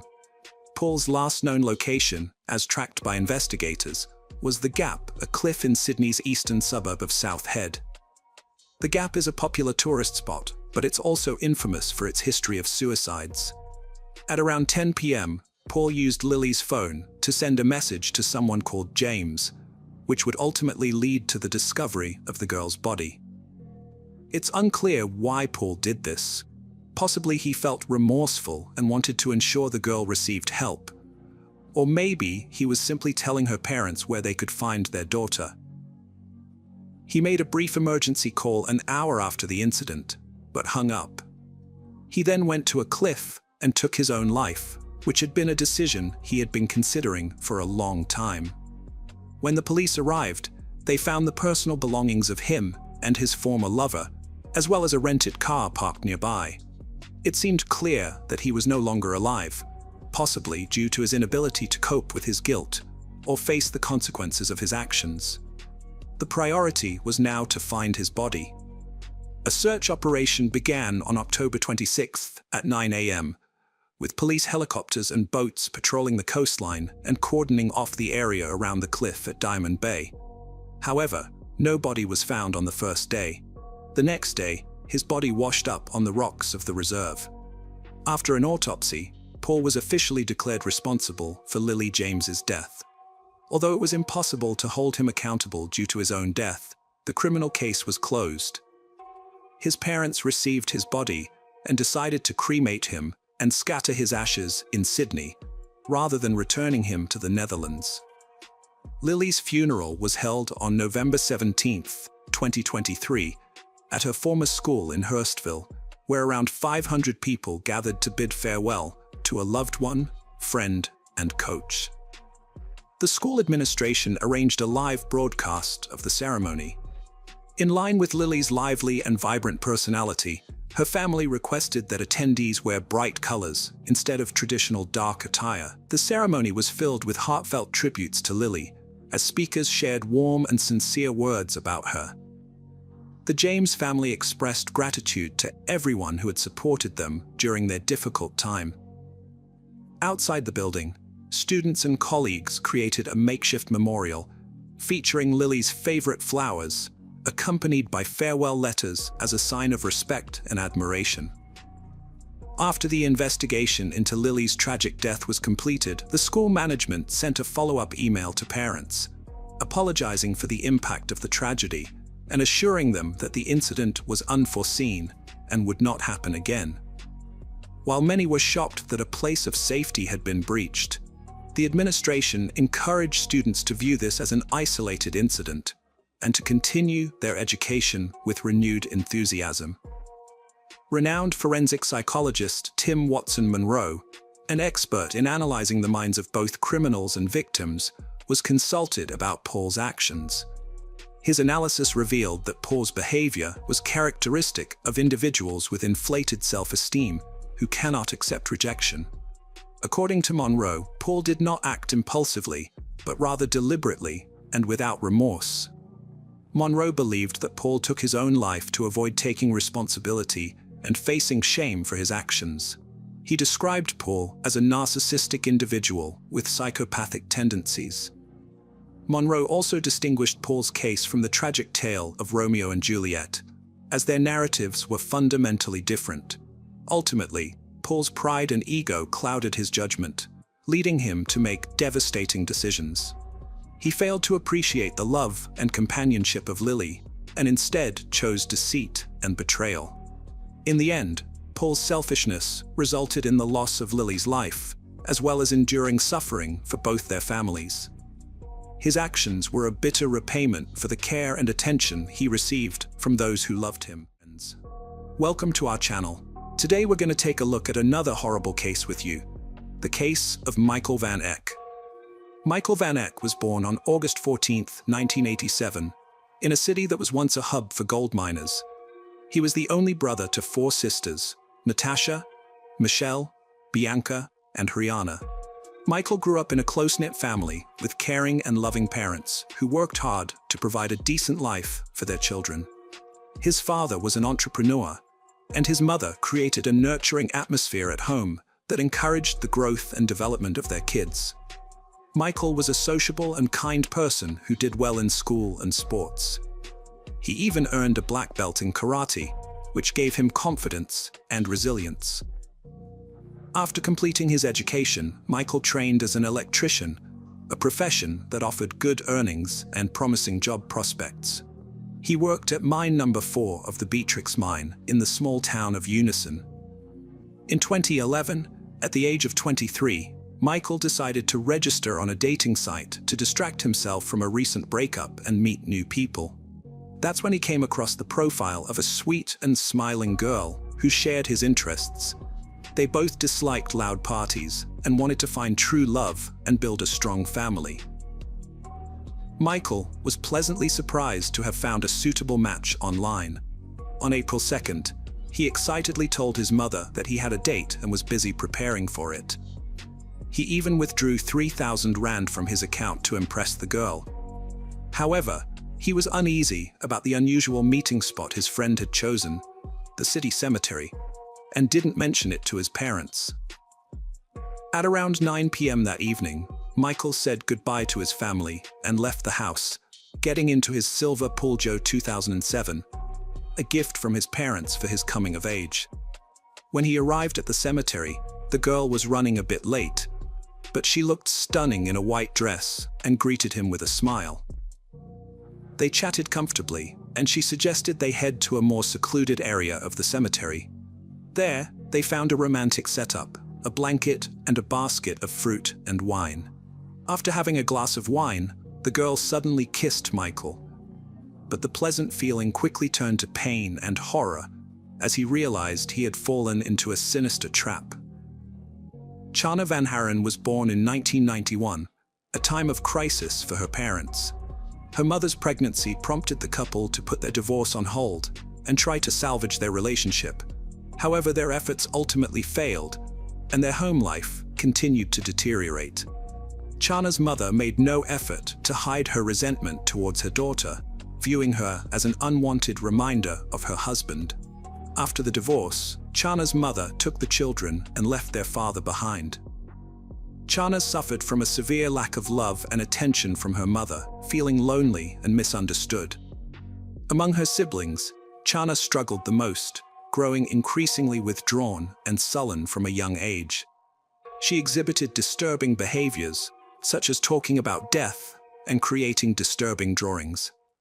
Her grandparents, alarmed by her behavior, suspected supernatural influence and took her to church, where she was subjected to an exorcism ritual. Chana's mental health declined as she got older. At 10, she had a disturbing incident where she threatened a house guest with a knife, prompting her family to seek professional psychiatric help. Fortunately, the medication improved her mood, and her father made an effort to spend quality time with her, even taking her on hunting trips. However, Chana later revealed that she found pleasure in harming animals, often bringing home dead creatures.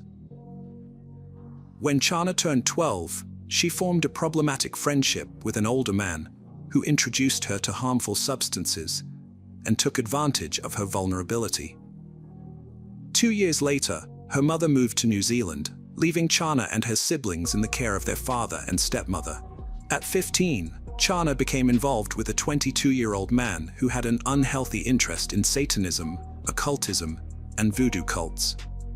Fortunately, by her 17th birthday, Chana's life started to take a positive turn. She distanced herself from harmful relationships, successfully graduated from high school, and enrolled in college to study art and graphic design. After abandoning her interest in Satanism and ceasing to use harmful substances, Chana's emotional well-being significantly improved. She excelled in her studies and eventually secured a job in her chosen field. Chana's new job provided her with a supportive community, including her colleagues and management, where she discovered her talent for visual arts, earning her respect and recognition. She also started dating Warren, giving the impression to outsiders, including her family and close friends, that her life was back on track. However, beneath the surface, her inner struggles persisted. Her father was especially relieved, hoping she had finally grown up and would soon get married. But an unexpected obstacle emerged, threatening to disrupt her newfound stability. Warren's friend Roy, who claimed to be highly sensitive, sensed a dark and malevolent presence in Chana, despite her kind and friendly nature. his concerns were dismissed due to the contrast between his perceptions and her outward appearance. One day, Roy approached Chana, asking about Norman, a name that kept appearing in his mind, implying she might be unfaithful to Warren. Chana's response was shocking. She spat in his face and demanded he stop questioning her. Chana's friend, Norman, was later revealed to be the name of her imaginary childhood friend, Zazzle. This discovery changed the dynamics among their group of friends. At a party, Chana became interested in 24-year-old Martin. Martin came from a respected and wealthy family, unlike Chana. He had a good relationship with both his parents and was smart, well-mannered, and performed well in school. However, Martin had been struggling with a mental illness since he was 6 years old.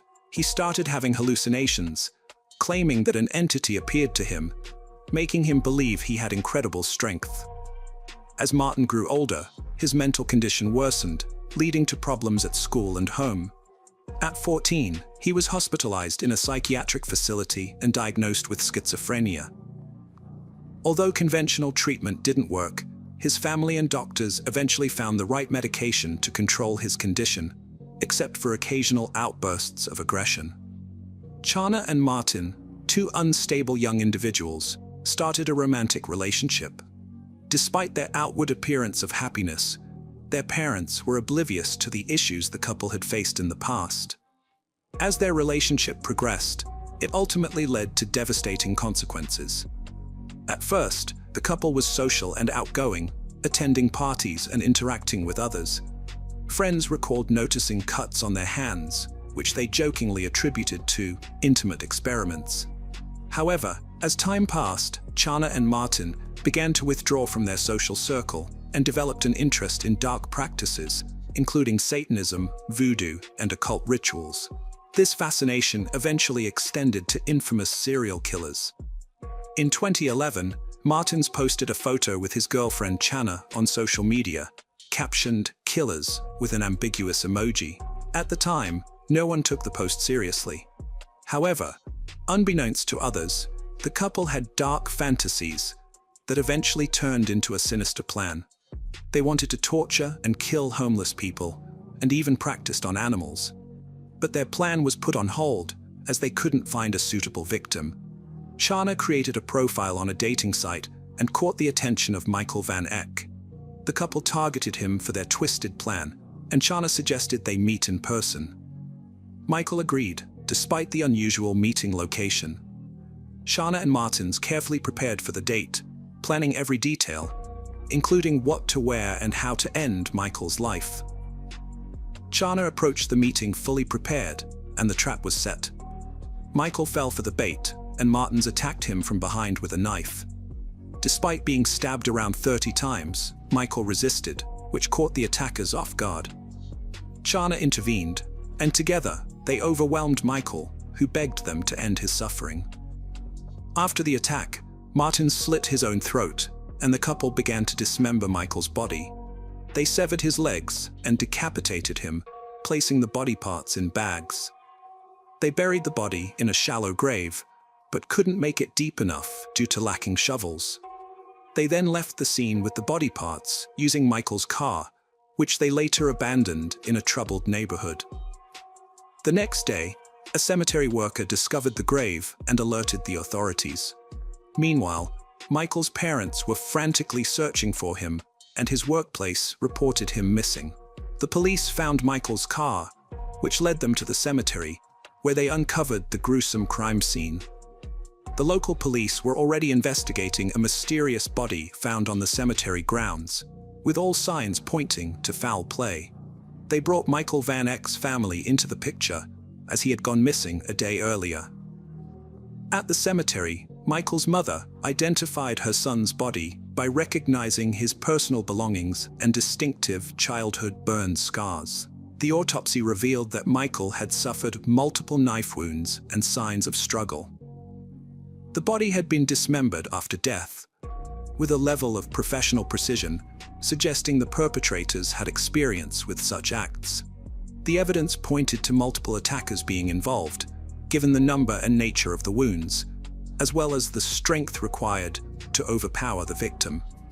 DNA testing confirmed the body was 23-year-old Michael Van X. During the investigation, police seized Michael's phone and computer, tracing his last communication to Chav Van Haan, who had invited him to the cemetery on the fateful night. When questioned, Chav and her boyfriend Martin confessed to their involvement in the murder. Chav's father was shocked by her calm and defiant confession, in which she claimed to have dreamed of committing such a crime since she started hunting with him. The lack of remorse from the couple shocked everyone, and they seemed to relish the public attention. They had planned to take their own lives if caught, but later changed their minds, wanting to live the life of monsters. The police search of the couple's apartment revealed a disturbing environment. The walls were covered in distorted portraits of Chav, depicting her without eyes, mouth, or ears in various guises. The police found disturbing evidence in the rooms, including ritual items, animal scalps, knives, and unknown objects. They also discovered the belongings of the murdered him, including his glasses and wallet. Martins later admitted that they took the victim's money to fund their next crime. The most shocking discovery, however, was made in the refrigerator. The police found the victim's head with his mouth sewn shut, which suggested that the couple planned to use it as a ritual bowl. Additionally, the victim's eyes and ears were found in separate containers. The police also found the victim's hand and leg buried near the murderer's home, along with the bodies of several animals. The girl's diary revealed her dark thoughts and plans. The evidence suggested that the couple derived pleasure from taking lives and mutilating bodies. Both Martins and Chana underwent mental evaluations, and the commission confirmed that they were aware of their actions and desired the consequences. In November 2011, Chana stood trial as a serial offender, despite it being a single incident. She openly admitted that she did not feel remorse and desired to repeat her actions.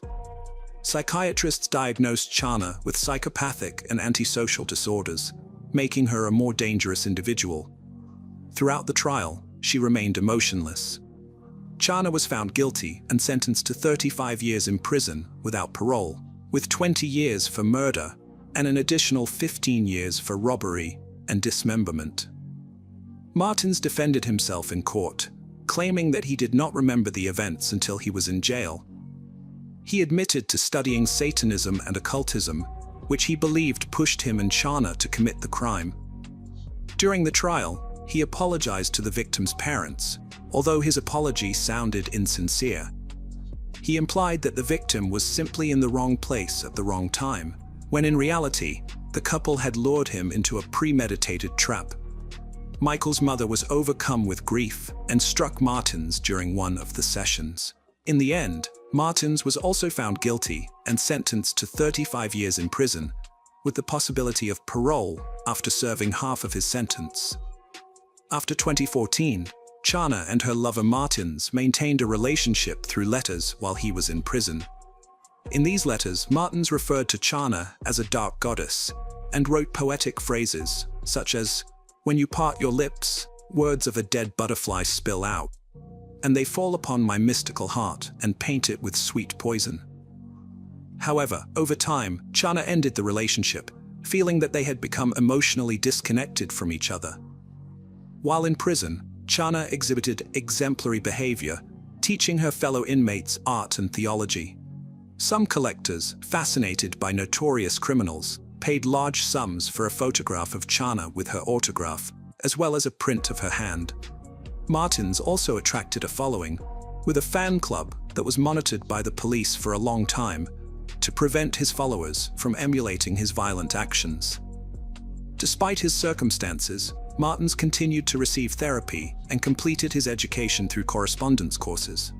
Ultimately, the case highlights how two unstable individuals, driven by their desires and lacking boundaries, can destroy an innocent life. Furthermore, it reveals how some people, often hiding behind a seemingly normal facade, can harbor dark and sinister intentions. Unfortunately, new acquaintances can sometimes have a profoundly negative impact on our lives, marking a point of no return. Hello friends, welcome to our channel. Today, we're going to take a look at another horrible case with you, the case of Adam Strong. Adam Strong was born in 1972 in Cornwall, Ontario, Canada. Very little is known about his family and upbringing. He never got married and didn't have any children. Strong worked at a local gas station and also as a security guard on a movie set. People who knew him described him as eccentric and arrogant, believing he was smarter than others. He enjoyed arguing and trying to prove his point until others agreed, but he wasn't typically aggressive. On September 11, 2017, a fisherman in Oshawa, Ontario, made a disturbing discovery in the city harbor. He found a badly disfigured and decomposed human torso floating in the water. The fisherman immediately reported his finding to the police, who retrieved the remains and sent them to forensics for analysis. Due to the body's severe decomposition, experts had a hard time identifying it. The torso was missing limbs and a head, and its internal organs were gone. The only clues about the victim were that she was a young woman between 18 and 25 years old.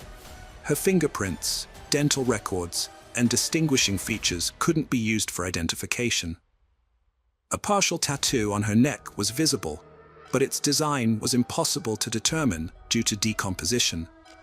As a result, a DNA analysis was the only remaining option, but no matches were found in the existing database. The police then began investigating cases of young women who had gone missing in recent months. In November 2017, nearly 2 months after the discovery, authorities identified the body as 18-year-old Rory Rush, a high school student who had vanished in mid-August. She was several weeks pregnant at the time of her disappearance. Divers searched the harbor and nearby Lake Ontario shoreline, but no other body parts were found. The time and cause of death remained unknown. Experts examined the body and found numerous severe injuries inflicted while Rory was still alive, suggesting she had been tortured over a long period before her death. This discovery led to a major breakthrough in the investigation. 4 months later, an unexpected twist emerged. In December, the Wood family moved into a house at 19 Macmillan Drive, Oshawa, where they noticed an unpleasant smell. Their downstairs neighbor, 45-year-old Adam Strong, assured them it was just a minor plumbing issue that he would fix soon. The neighbor tried to be friendly and polite, but there was something unsettling about him. When David's wife tried to welcome him with homemade cookies, he refused to let her enter his apartment, instead stepping out into the hallway and quickly closing the door behind him. In that brief moment, she caught a glimpse of his living space, which was in disarray, and was overwhelmed by the foul smell inside. Adam took the cookies, thanked the neighbor, and quickly excused himself. Later, when they crossed paths in the yard, he apologized for not inviting her in, explaining that he was about to start renovations, and his apartment was not presentable at the time. Despite his polite demeanor, he seemed visibly nervous. As the Wood family settled into their new home, they tried to ignore the unbearable smell. However, on December 29th, they finally called a plumber to investigate a sewer blockage, which had intensified the stench. Although the issue seemed minor and easily solvable, the discovery the workers made in the pipes was shocking, even to experienced forensic experts. Human body parts had been found. Sean Fenn, a plumber, and his partner were called to the Wood family's apartment to fix a clogged refrigerator drain. However, when they arrived, they were met with an overwhelming stench, which they soon discovered was coming from the apartment below, belonging to Adam Strong. Upon entering Strong's apartment, the smell intensified, becoming almost unbearable. Sean, an experienced plumber, had never encountered anything so foul-smelling in his career. While working to clear the pipe, Strong's behavior became increasingly strange and nervous. He refused to leave the area, constantly asking questions about the process. The plumbers tried to ignore Strong's antics, but what they discovered next would be shocking. As they extracted the blockage, they found over 10 kilograms of entangled flesh, hair, and bone fragments, including disfigured human fingers. Strong remained surprisingly calm, asking how the remains ended up in the pipe. Fenn immediately called the police. suspecting they had stumbled upon human remains in the pipes. When the police arrived, they confirmed the discovery of human flesh. Instead of denying the allegations, Strong calmly admitted that Rory Rush's body parts were stuck in the pipe, with additional remains stored in his freezer. A search of the freezer revealed a severed head, limb fragments, and more, all packed in plastic bags. The apartment was in disarray, with dirty dishes, rotting food, trash, and empty pizza boxes littering the floor. The police also found numerous adult magazines with sadistic content, as well as intimate toys, gags, whips, handcuffs, and devices for binding and hanging, suggesting a disturbing atmosphere. Adam's social media profiles openly displayed his interest in BDSM practices, with explicit photos and videos. Although he didn't have a long-term partner, several former partners accused him of being abusive, leading to their breakups. He wrote reviews of adult films and magazines, indicating he spent most of his free time consuming such content. Behind his calm exterior, he led a secretive life. The police cordoned off Adam's residence, treating it as a crime scene. The initial investigation suggested that they had a lot of work ahead, with potential discoveries that could be just as shocking as the head found in the refrigerator. Notably, the evidence found led investigators to suspect that the discovered body parts belonged to Rory Hash, whose torso was found in a water body 4 months earlier. A distinctive tattoo on the neck and DNA analysis supported this theory. In Adam's house, investigators found disturbing evidence of a gruesome crime. Hidden among piles of trash were the blood-stained clothes and shoes of Rory Rush, later confirmed to be the missing schoolgirl. The bedroom, where her bed was found, was covered in her blood, with splatters on the walls, furniture, and ceiling. A dissection table was found in the kitchen, suggesting that the suspect had dismembered and gutted the girl there. The entire area was contaminated with blood, skin particles, hair, and bone fragments. The bathroom was equally appalling, with dirt, blood, and signs of brutal acts everywhere. It appeared that Adam had attempted to dispose of the body by flushing it down the toilet in parts, but when this failed, he tried to fix the blockage himself. A large collection of sharp weapons was also found in the house, likely used to dismember the girl's body. Rory Hash was born in 1999 to a single mother, Shannon Dion. Despite her father's absence, Rory grew up in a loving environment, thanks to her mother and grandmother. Her family had a unique background, with her maternal grandfather founding a motorcycle club and being a skilled boxer with ties to the criminal underworld. Rory had a peaceful and carefree childhood, excelled in dance, and was an award-winning student. At 13, she received an award as the best cadet of the year in her local army unit. However, her life took a dramatic turn at 15 when she got introduced to drugs by a friend and became dependent. She began associating with questionable individuals, neglected her studies, and eventually stopped attending school altogether. For about a year, Rory's family tried to get her help for her addiction, but she would relapse every time. At 17, she ran away from home and turned to prostitution to support her drug habit. Then, her mother got her into a specialized program for teenagers with addictions, which forced her into treatment. This time, the efforts paid off, and Rory was able to get back on track. She got a job, studied remotely, and eventually earned her high school diploma. She started planning for college and began a serious relationship with a boy named Anthony. In June 2017, Rory told her mother that she was pregnant and planned to keep the baby. However, Rory's mother didn't know that her daughter had started using drugs again. Rory met with Constable Christopher Crane at a shopping center in mid-August. He had been monitoring her for 18 months to keep her away from negative influences. During their meeting, Rory confessed that she had started using drugs again and lost her job a month prior, often exchanging sexual favors for money or drugs. Constable Crane was deeply disturbed by her revelation and promised to help. He stepped away to make an urgent call to arrange for her hospitalization. However, when he returned, Rory was gone, and the constable was unable to find her. The next day, Rory's mother and uncle took her to the hospital after finding her incoherent due to substance use. They left her in the emergency room queue and stepped out for about an hour. When they returned, they were shocked to discover that Rory had vanished, and sadly, she was never seen alive again. A review of hospital surveillance footage showed that Rory simply got up and left the hospital on her own. Her family reported her missing the next day, but despite an extensive search effort and widespread social media attention, no one was able to find her. It's likely that her addiction led her to seek out drugs at Strong's house, where she may have exchanged sexual favors for them. After Adam alerted the police to the location of the remaining body parts, an investigation was launched.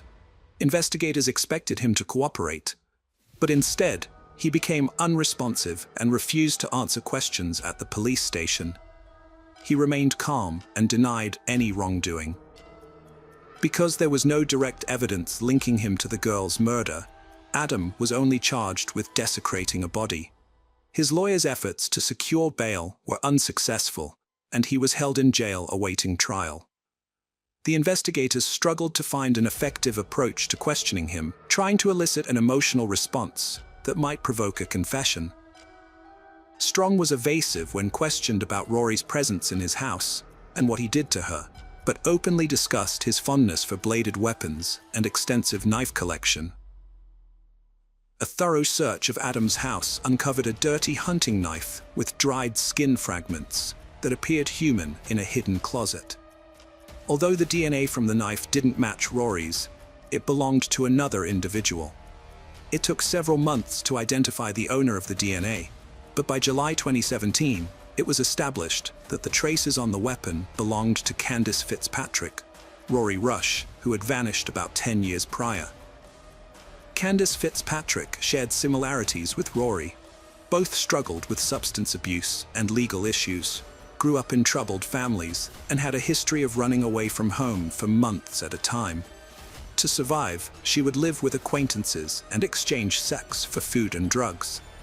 Born in 1989, Candace was 18 when she disappeared.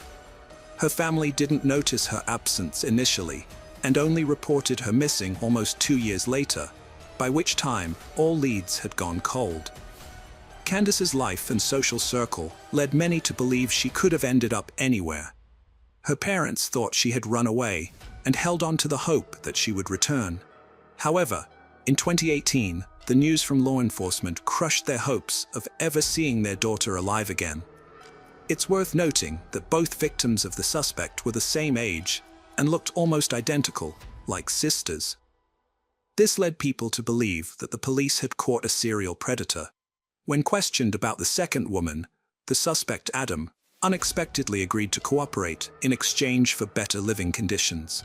He wanted a private cell, a large TV, internet access, and specific meals. Law enforcement officials were outraged by his demands, but they relented to get the information. Adam began his story by talking about his difficult childhood, including how he was abused by his stepfather from the age of 5. He also described how he started torturing and killing animals from the age of 7, finding physical pleasure in these acts. When the conversation turned to Rory, Adam Strong described in detail how he had dismembered her, seemingly taking pleasure in it, but claiming he only did so because she had died from an overdose. However, the police did not believe him, and he was unable to convince them of his story. When questioned about Candace, who had disappeared 10 years prior, Strong was surprised the police knew about her. He tried to find out how they had discovered his secret, and when told about human flesh stuck to an old knife, he became somber and regretful for not taking better precautions to cover his tracks. Strong admitted to meeting Candace, but denied killing her. However, the evidence gathered did not support his claim. In an attempt to gain sympathy, he inadvertently incriminated himself. The police informed him that Rory was pregnant at the time of her death, which Strong vehemently denied. The detectives realized that Strong would argue endlessly to prove his point, so they decided to provoke him into revealing more than he intended. They insisted that the victim was pregnant, and Strong, trying to prove otherwise, described in detail how he had examined Rory's reproductive organs and felt a pulsation, leading the police to believe that she might have still been alive during the attack. Later, Strong tried to deny everything, but his statements had been recorded on camera and were presented in court. He refused to disclose what he had done with Candace's body, and her remains were never found. The detectives were unable to learn about any other possible victims. During one of the last interrogations, Strong callously stated that he would like his condolences to be passed on to Rory's parents. At the trial, his lawyers argued that Strong was mentally ill and unable to be held responsible for his actions.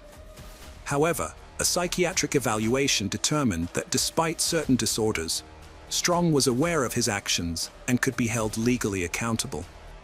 The trial began in September 2020, 3 years after Rory's death and 12 years after Candace's disappearance. Strong was charged with 2 counts of murder and desecration of Rory's remains. Although he never admitted his guilt, the evidence and his confessions left no doubt about his involvement in the heinous crimes. 4 of Strong's former partners also testified, describing his cruelty and violent tendencies. According to the prosecution, Strong had lured both women to his home, promising them money for intimate services, and then killed them. Adam Strong brutally murdered his victim, subjecting her to a prolonged and agonizing ordeal. He likely killed her out of fear that she would report him to the authorities. On September 4th, his mobile phone signal was detected near the city harbor, where he had dumped the victim's torso, hoping the current would carry it away. In April 2021, Adam Strong was convicted of murdering Candace Fitzpatrick and Rory Hash, as well as desecrating Hash's remains. He received a life sentence without parole. However, Strong showed no remorse, stating in his final remarks that his prison cell was an improvement over his previous living conditions. 6 months into his sentence, Strong unexpectedly revealed the location of his first victim's remains. The police followed his directions, and after several months of searching, they discovered human bones. DNA testing confirmed that the skeleton belonged to Candace Fitzpatrick, which was officially announced. Investigators believe that there may be additional victims in the Adam Strong case, possibly including at least one more woman. Notably, when Strong was initially arrested, his personal belongings were confiscated, including a chain with 3 rings. He later requested the items return, stating that the rings held sentimental value. Relatives of Rory and Candace later identified 2 of the rings as belonging to their dead daughters. However, the 3rd ring remains unidentified, sparking speculation about potential additional victims. Friends, welcome to our channel. Today we're going to take a look at another horrible case with you, the case of Sierra Lamar. Sierra was born on October 19, 1996, with an older sister Danielle, who was about 4 years older. Despite their comfortable upbringing, the sisters experienced a traumatic incident when they were younger. Their father, Steve, engaged in inappropriate sexual behavior with a classmate during a sleepover. When the truth was discovered, Steve pleaded no contest to indecent actions with a child and was sentenced to 1 year in prison. This revelation devastated the family, ultimately leading to Steve and Sierra's mother, Marlene, ending their relationship. After the breakup, Marlene started dating a new man. Meanwhile, Sierra and Danielle attended Washington High School, where they were socially active and performed moderately well academically. Sierra was known for her happy-go-lucky personality, being fun-loving, vivacious, and kind.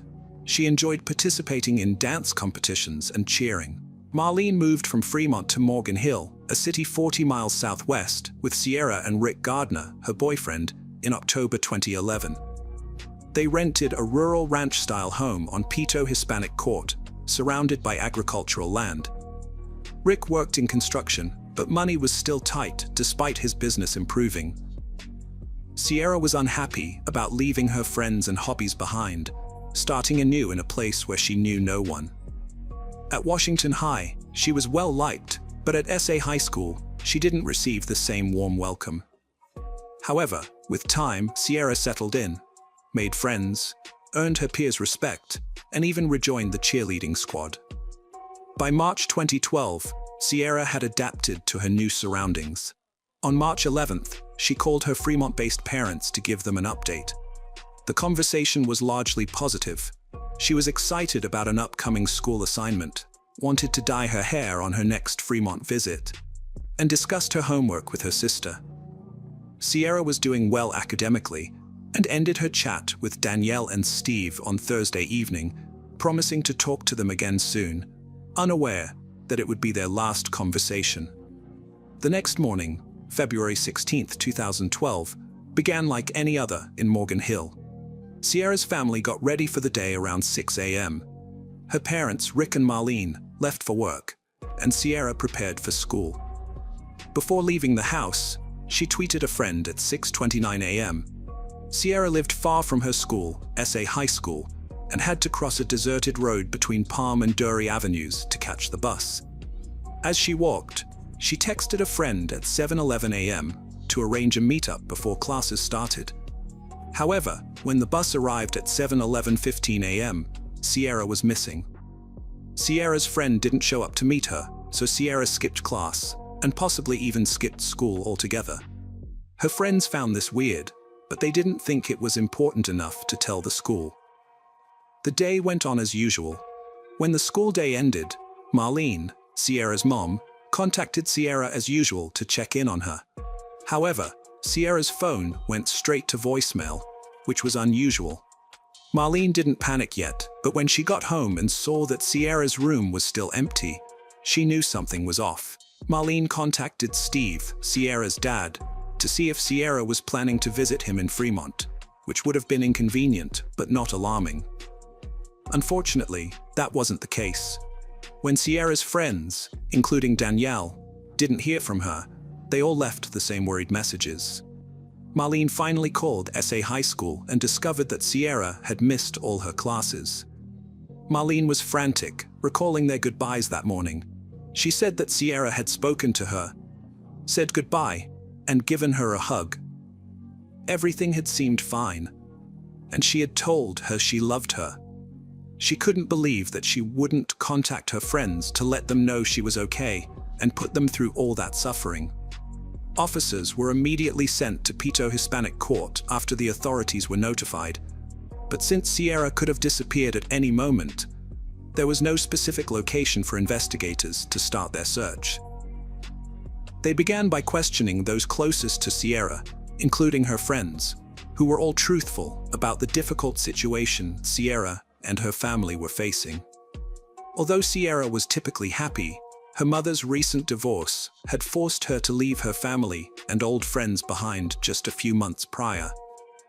The authorities suspected that she might have voluntarily left, given that she often made light-hearted and serious comments about returning to Fremont. Despite the police downplaying Sierra's disappearance, other factors suggested the opposite. Sierra's sudden disappearance was marked by a complete lack of activity. She stopped posting on social media and didn't respond to calls, which went straight to voicemail. Her phone was off, and her loved ones were left with no way to contact her. As a result, a massive search effort was launched to find her. The investigation began 2 days after Sierra vanished, on a Sunday morning. During this time, data forensics experts analyzed her phone's previous activity and made a surprising discovery. In the middle of the night, her phone had briefly turned on, sending a single electrical ping before shutting off again.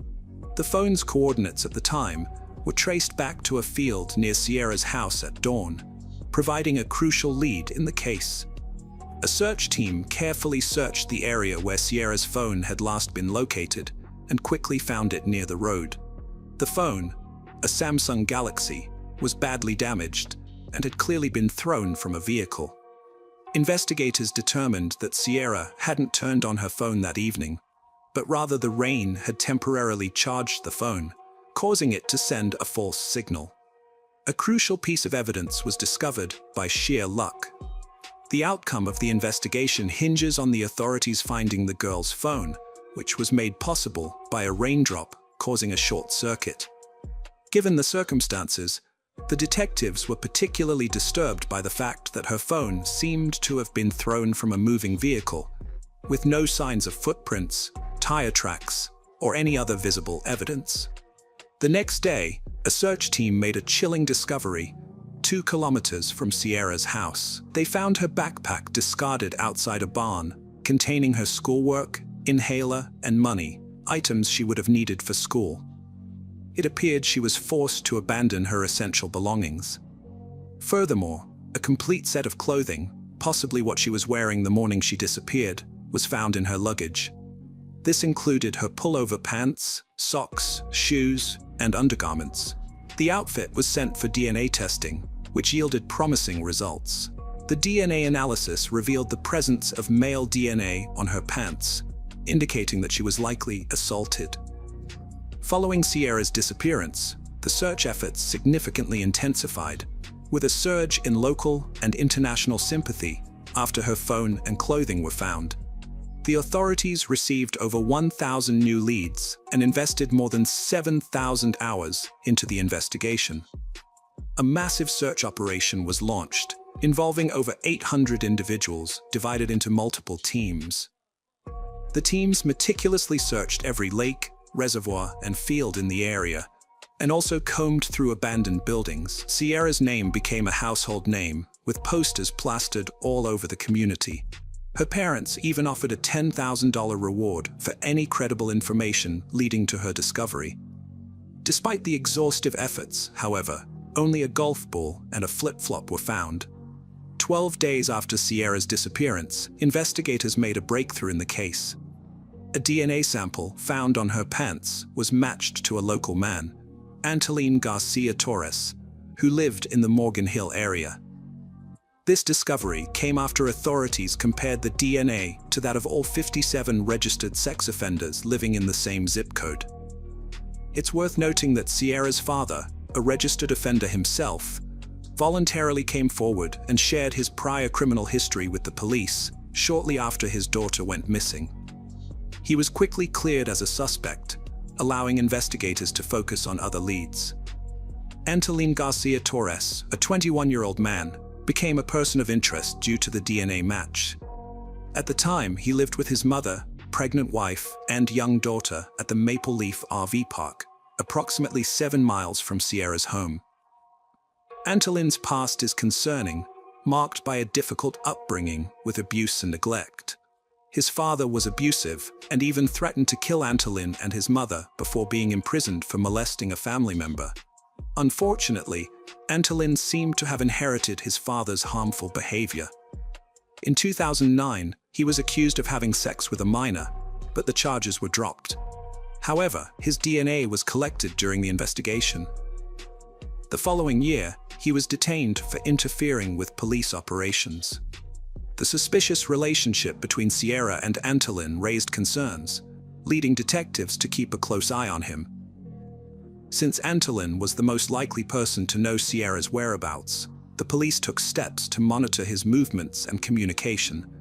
They tapped his phone, placed a GPS tracker in his car, and even stationed 2 undercover investigators in an RV next to his house to keep him under surveillance. Investigating Antolin's alibi, detectives reviewed security footage from the RV park and neighboring areas on the day of Sierra's disappearance.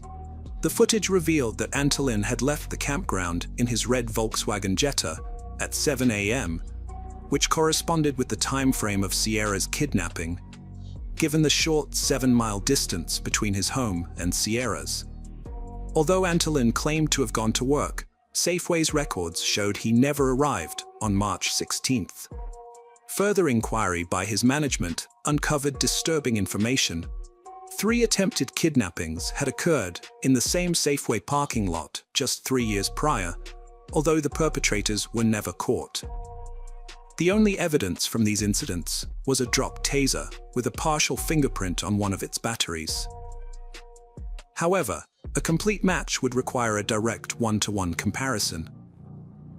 The thought of Antolin being the suspect seemed appealing, but when his fingerprints were matched with those on the taser, The investigators were shocked to discover that he was their man. The evidence was mounting against him.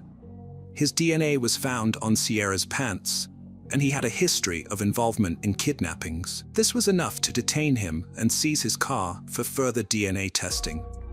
During the interview, Antolin came across as arrogant, but the test results were damaging. He claimed to have gone fishing on the day Sierra vanished and had no idea who she was. However, the investigators were skeptical of his explanation. What's more, Antolin made a strange admission. He had a disturbing habit of strangling snakes while driving and throwing them out the window. He also admitted to throwing a used tissue out the window in the same spot where Sierra's bag was found on the morning she disappeared. This, combined with the 1 in a million chance of rain on Sierra's phone, made his explanation seem even more implausible. As a result, Antolin Garcia Torres was formally arrested on May 21, 2012, in connection with Sierra Lamar's disappearance, outside his workplace in a Safeway parking lot. Distinct evidence linkages were found between Sierra and Antolin's vehicle. A DNA examination confirmed that Sierra's DNA was present on the rear door's interior door handle. Furthermore, fibers on Sierra's clothing matched those on Antolin's car seats, and a piece of rope in his car contained a hair strand from Sierra. This evidence conclusively proves that Sierra was in Antolin's car at some point. Despite Antolin's arrest, a significant issue remained. Sierra's body had not been found, and her death had not been verified. This raised the question of whether Antolin could be accused of first-degree murder without a body or confirmed death. Santa Clara County District Attorney Jeff Rosson announced on May 19, 2014, that he would seek the death penalty against Antolin. Although Antolin had pleaded not guilty to Sierra's murder, the overwhelming evidence against him left little room for error. After delays, Antolin's trial finally began on January 30, 2017. Welcome to our channel. Today we're going to take a look at another horrible case with you. The case of Suzanne Morphew. Suzanne Morphew was born on April 11, 1971, to Jean and Adrian Alexandria, and grew up with her two brothers, David and Andrew. Those who knew Suzanne describe her as an intelligent, thoughtful, and caring friend. In 1998, while in high school, she met her future husband, Barry Morphew. After 6 years of dating, they got married. Barry was an exceptional baseball player and was signed with the Toronto Blue Jays. Meanwhile, Suzanne pursued a degree in education at Purdue University. However, Barry's sports career was cut short due to a serious injury, and he switched to a career in horticulture.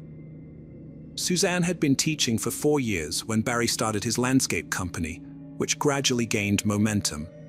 The couple had 2 children, Mallory and Macy.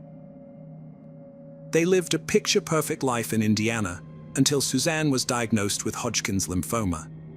Despite beating cancer twice, in 2018, the Morphew family decided to move to Mayville, Colorado, for a fresh start and to be closer to their daughter Mallory, who attended Western State University.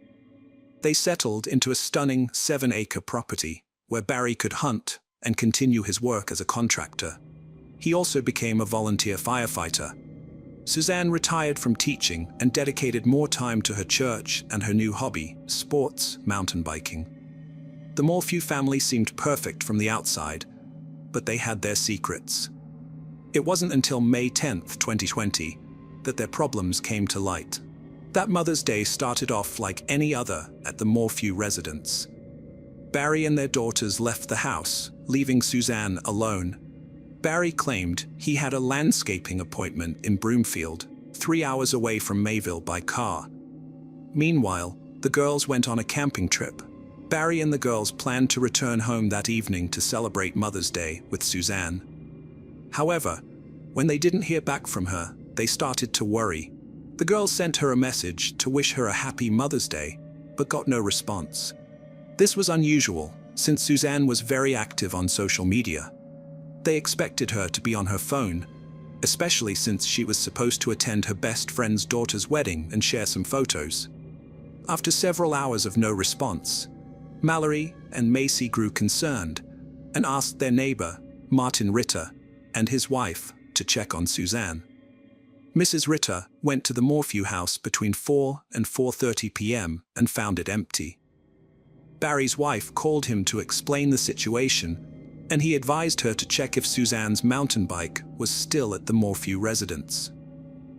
If it wasn't there, he told her to contact the police, which is exactly what she did.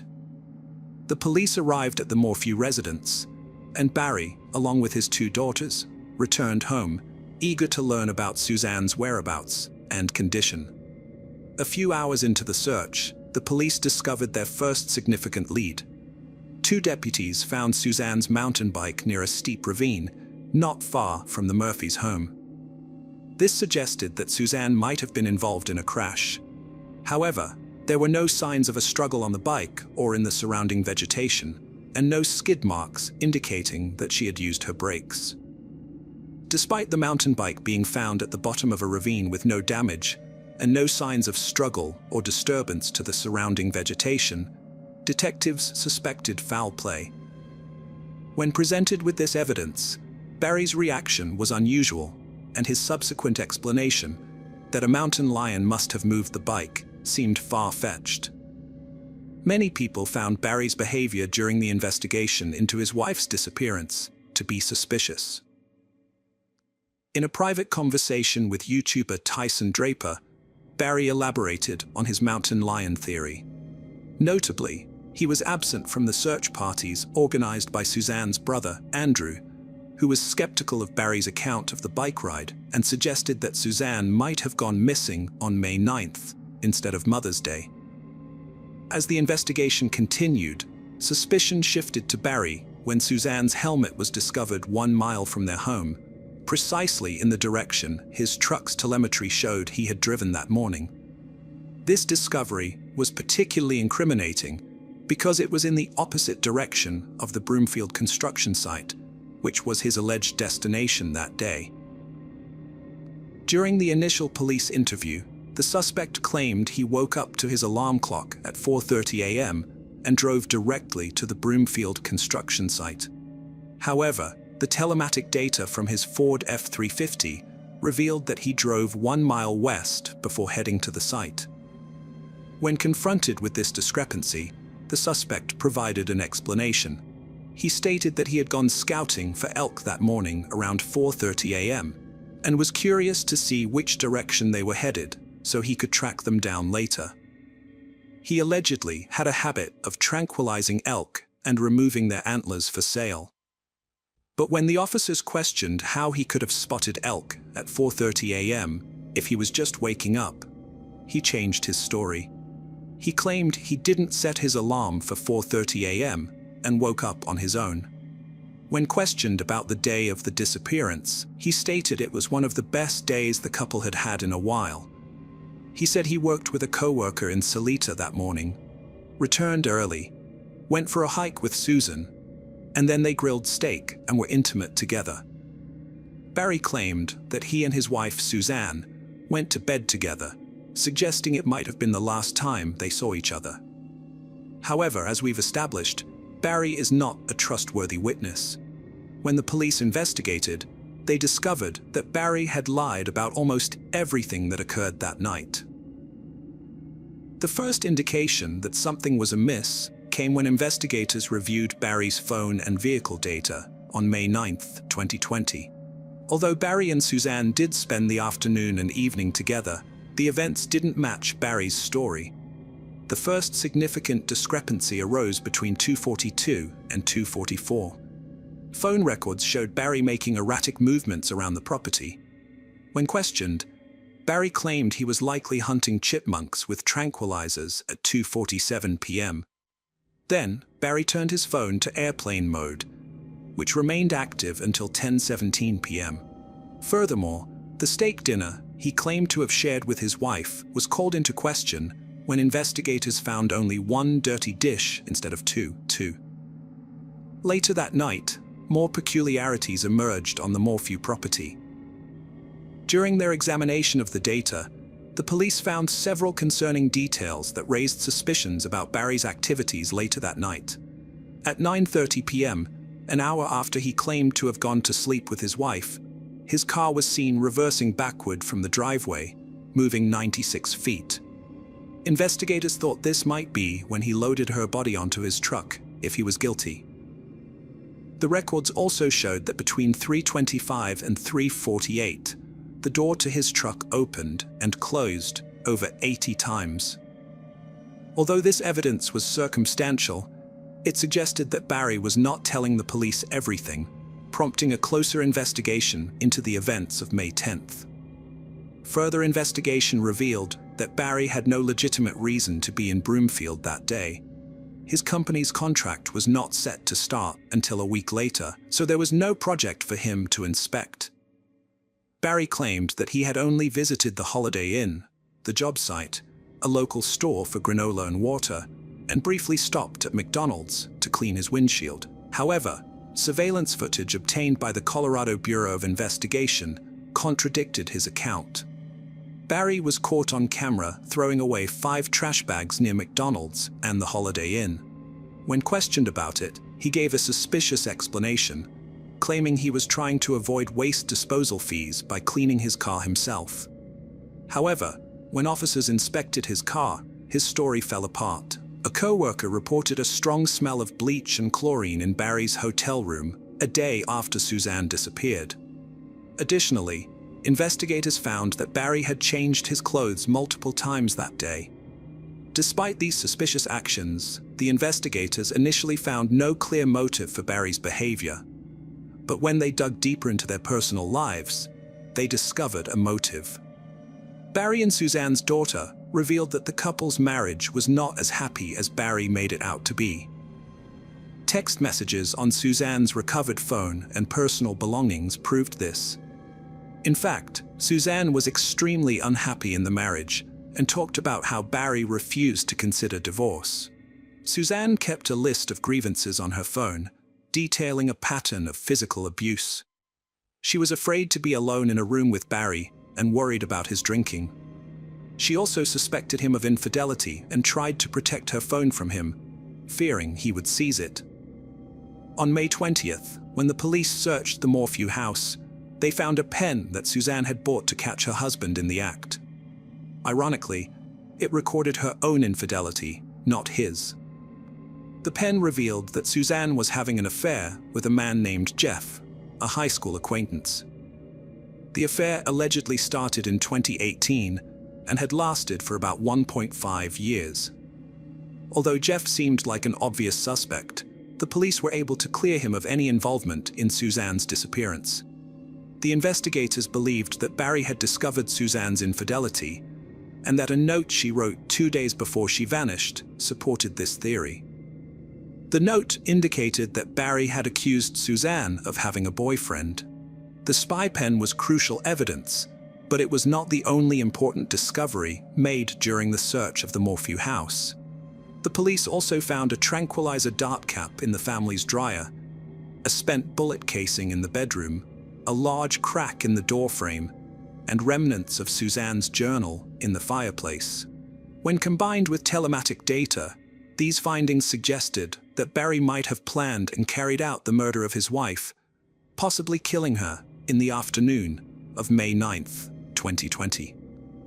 After texting her boyfriend 53 times and sending a selfie at around 2:10 p.m., Suzanne never used her phone again. It wasn't until 2 weeks later that the public learned Barry was a suspect in his wife's disappearance, when the police conducted a 2-day excavation of a construction site in Salida, one of Barry's job sites. In response, Barry released a strange video proclaiming his innocence. However, he wasn't arrested until May 5, 2021, nearly a year after the investigation began. Although the evidence against Barry was largely circumstantial, the prosecution seemed confident in their case due to his changing stories, repeated lies, and clear motive.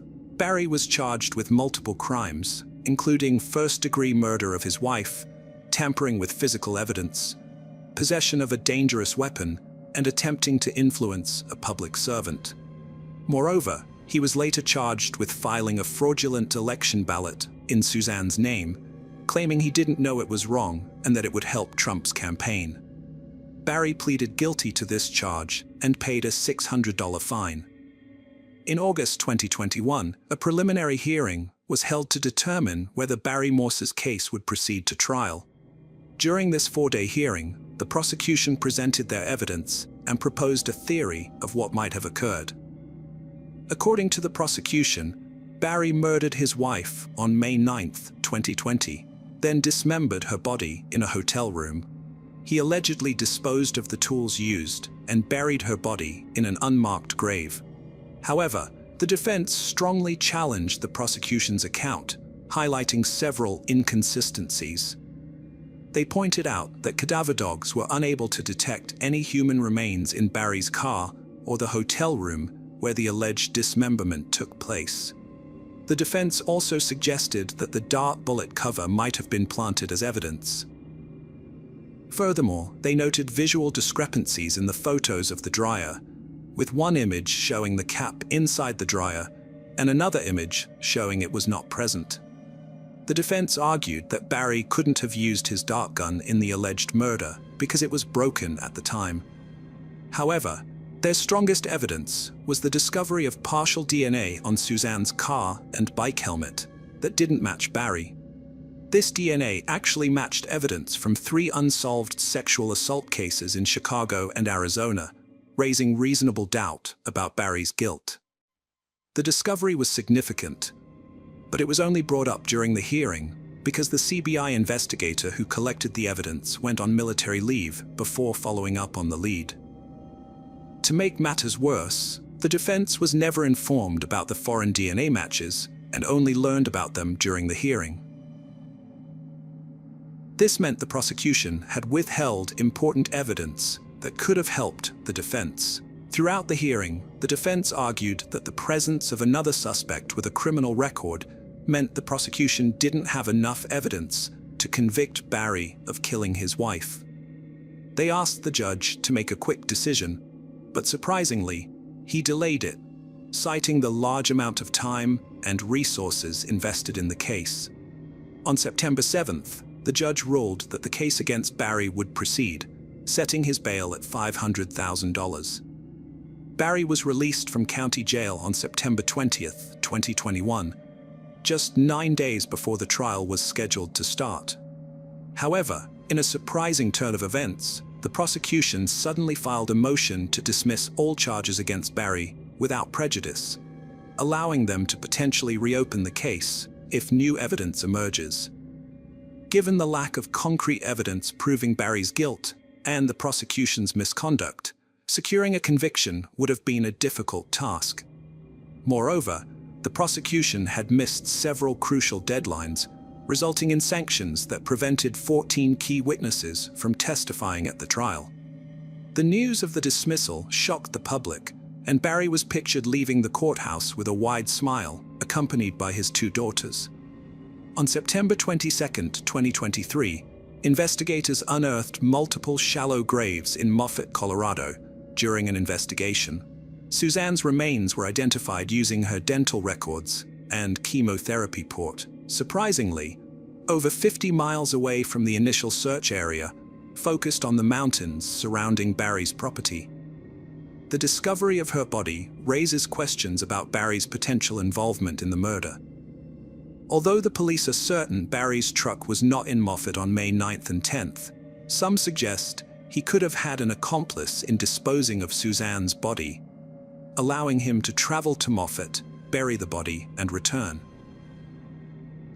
If investigators obtained a subpoena for Barry's phone and car data for an extended period, they might be able to link him to the location where Suzanne's remains were found. For now, Barry appears to be cleared of suspicion, but the police and district attorney's office continue to investigate the case. The 12th Judicial District's district attorney told CNN that the case remains open and no further comment can be made until more information becomes available, while offering condolences to Suzanne's family. Barry's lawyer has spoken out strongly since the body was found, suggesting that Suzanne might have been a victim of a serial killer because her remains were discovered in a graveyard with many other bodies. She thinks the police wrongly accused Barry and hopes they will eventually admit their mistake. Meanwhile, Barry has filed a $15 million lawsuit against the prosecutors, sheriff's departments, and investigators, claiming they wrongly accused him of being involved in his wife's disappearance and death. Welcome to our channel. Today, we're going to take a look at another horrible case with you, the case of Rhonda Casto. Stephen and Rhonda, both 23, embarked on a hike along the Eagle Creek Trail. Before they started, Rhonda took a photo of Stephen with her cell phone and jokingly texted her mother, saying he might either propose to her or push her off a cliff. The weather was lovely as they continued their walk. However, Stephen later reported that Rhonda's behavior became strange. She asked him what he would do if something happened to her, and if he would care for their daughter. He reassured her that he would. As the weather started to deteriorate, Stephen suggested they head back, but Rhonda did not turn back. Instead, she wrapped a towel around her shoulders and began running down the narrow, slippery path. Stephen alleged that Rhonda lost her footing and fell about 150 feet down the Eagle Creek Trail. After her fall, Stephen claimed he hiked down to the ravine where she landed, but he had no cell service. He tried to call 911 but couldn't get through, so he left her behind, holding her body until he had to leave. Stephen says he hiked to the trailhead, where he finally reached emergency services for help. Later that day, rescuers retrieved Rhonda's body. However, Rhonda's family reported that Stephen showed no emotional response during her memorial service. Stephen disputes this, claiming he was overwhelmed with grief and continuously crying, but often withdraws from others when deeply upset. Following Rhonda's death, Stephen quickly gathered his and his daughter's belongings and relocated to the other side of Oregon to be closer to his own family. This sudden move raised suspicions among Rhonda's family, who began questioning what had transpired between the couple in the moments leading up to Rhonda's death. In 2006, Stephen moved from the United States to China with his young daughter. This bold move marked a fresh start for both of them. Having previously lived in China during his first marriage, Stephen was drawn to the country and its people. He chose to settle in Wuvi, a city about 75 miles outside of Shanghai. Stephen's decision to teach English to Chinese business people proved to be a great opportunity. His daughter, too, quickly adapted to her new life in China, becoming fluent in Mandarin within just 2 months. Both Stephen and his daughter thrived in their new surroundings. During his time in China, Stephen met and fell in love with Landy Yin Yan. Landy formed a strong bond with his daughter, Man, taking on a motherly role that brought them closer together. Stephen was deeply grateful for Landy's influence in his daughter's life. After a year of dating, Stephen proposed to Landy, and she happily accepted. In February 2015, Stephen and his daughter returned to the United States, where the couple planned to get married. Stephen and his fiancée planned to hold 2 wedding ceremonies, one in America and one in China, to include their families and friends from both countries.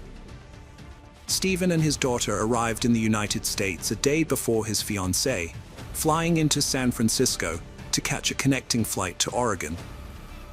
As they exited the plane, an officer approached Stephen, telling him they needed to detain him due to an issue with his luggage. The police soon arrived, taking Stephen into custody and separating him from his daughter. What Stephen didn't know was that, during his time in China, detectives had been working tirelessly to investigate Rhonda's death. The suspicious circumstances surrounding her fatal fall from Eagle Creek had led them to continue their inquiry, ultimately concluding that Stephen was responsible for her death. Rhonda's mother played a crucial role in keeping the investigation into her daughter's murder open, regularly contacting detectives for updates.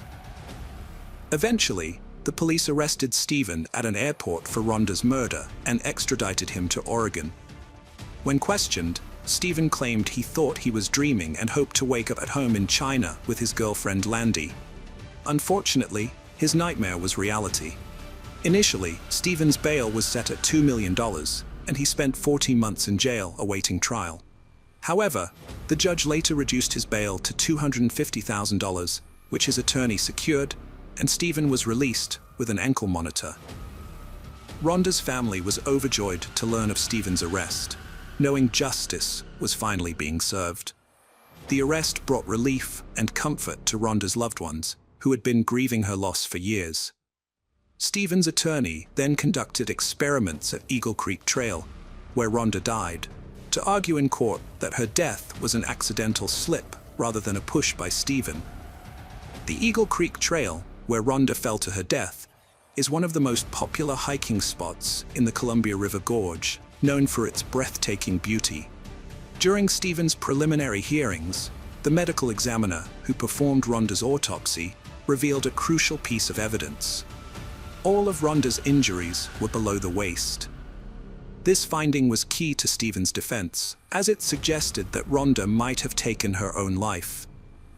The defense team argued that Rhonda's injuries, including her broken pelvis, were consistent with a feet-first fall, rather than a head-over-heels tumble, which would indicate that she was pushed.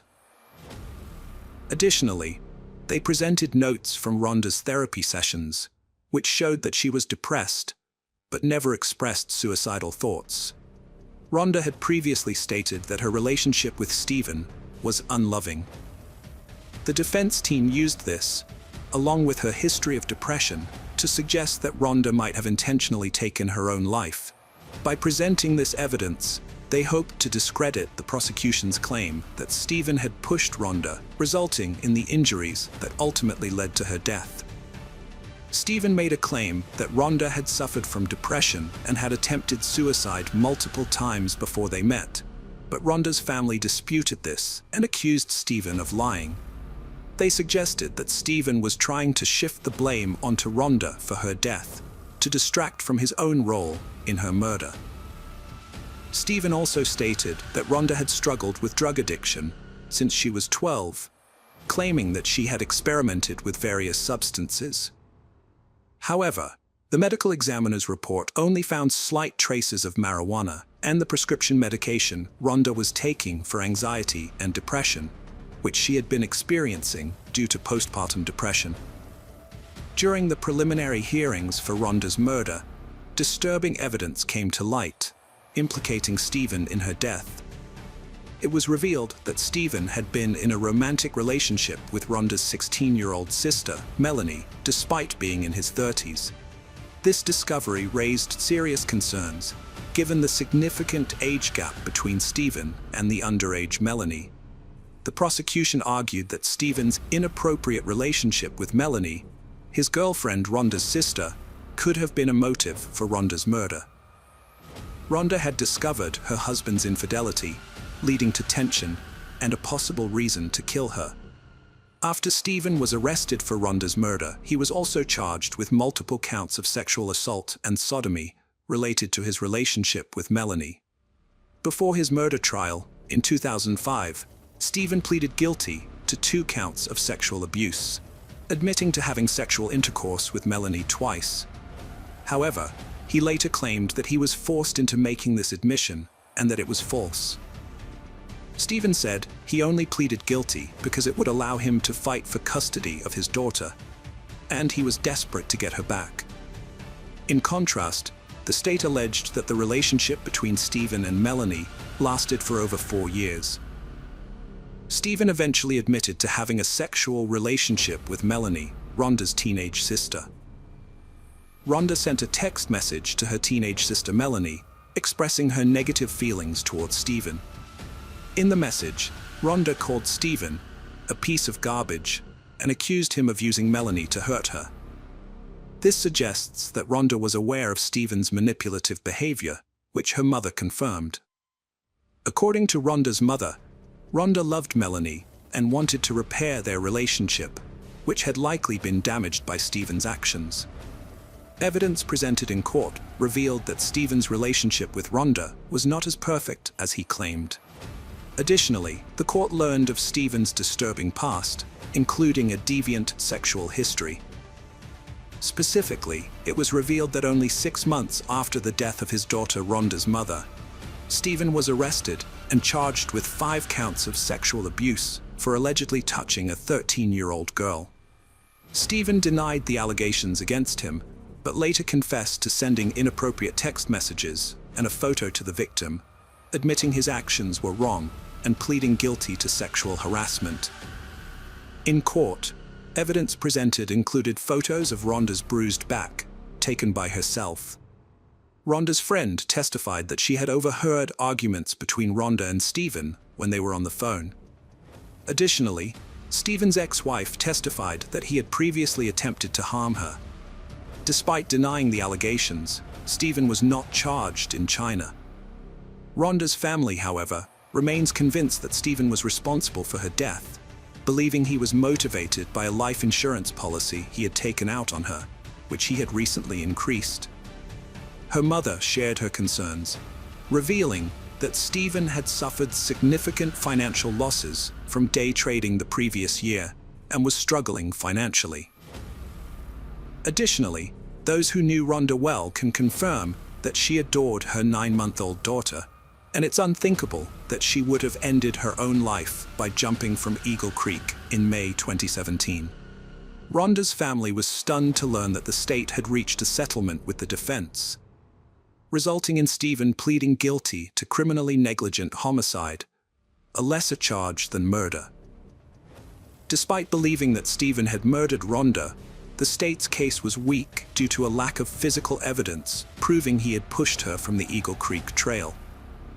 Stephen received credit for time served while awaiting trial, but was required to remain on parole for 3 years.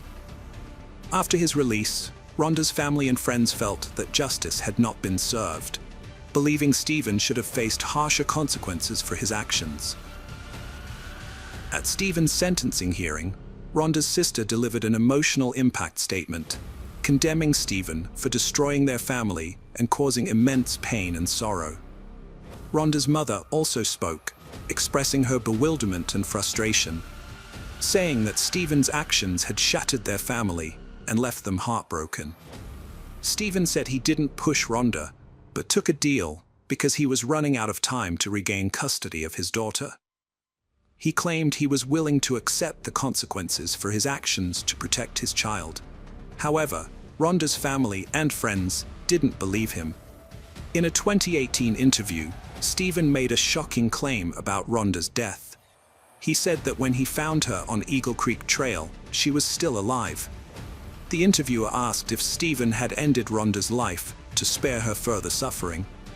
Stephen responded by asking a hypothetical question: if you shoot a suffering fellow soldier to end their pain, is that murder? He suggested that in some cases, such an act could be seen as justified, although still a form of homicide. While Stephen never directly admitted to harming Rhonda, his comments hinted at the possibility of his involvement in her death. Rhonda's mother applied for Social Security survivor benefits in 2017 on behalf of Rhonda's infant daughter. She claimed the child lived with her and promised to use the funds solely for the baby's care. However, the state accused her of fraud, alleging that between 2010 and 2014, the child actually lived with her father, Stephen, not with Rhonda's mother as claimed. The state charged Rhonda's mother with stealing nearly $40,000 in government funds over 5 years. Her defense team argued that she was trying to prevent Stephen from gaining custody of his daughter and accessing a $1 million life insurance policy he had taken out on Rhonda's life. The defense also highlighted Rhonda's mother's struggle with depression, which worsened after Rhonda's death. They claim that she used marijuana to cope with her grief, which impaired her judgment and clouded her thinking. Rhonda's 53-year-old mother was sentenced to a month in a halfway house and 3 years of probation for stealing government funds. She had pleaded guilty to the crime and was also ordered to repay the $39,100 she stole. Rhonda and Stephen's daughter was placed in foster care in October 2015, after the Department of Human Services took custody of her. This happened because Stephen pleaded guilty to sexually abusing a 13-year-old girl, which led an Oregon court to terminate his parental rights. However, Stephen is appealing this decision.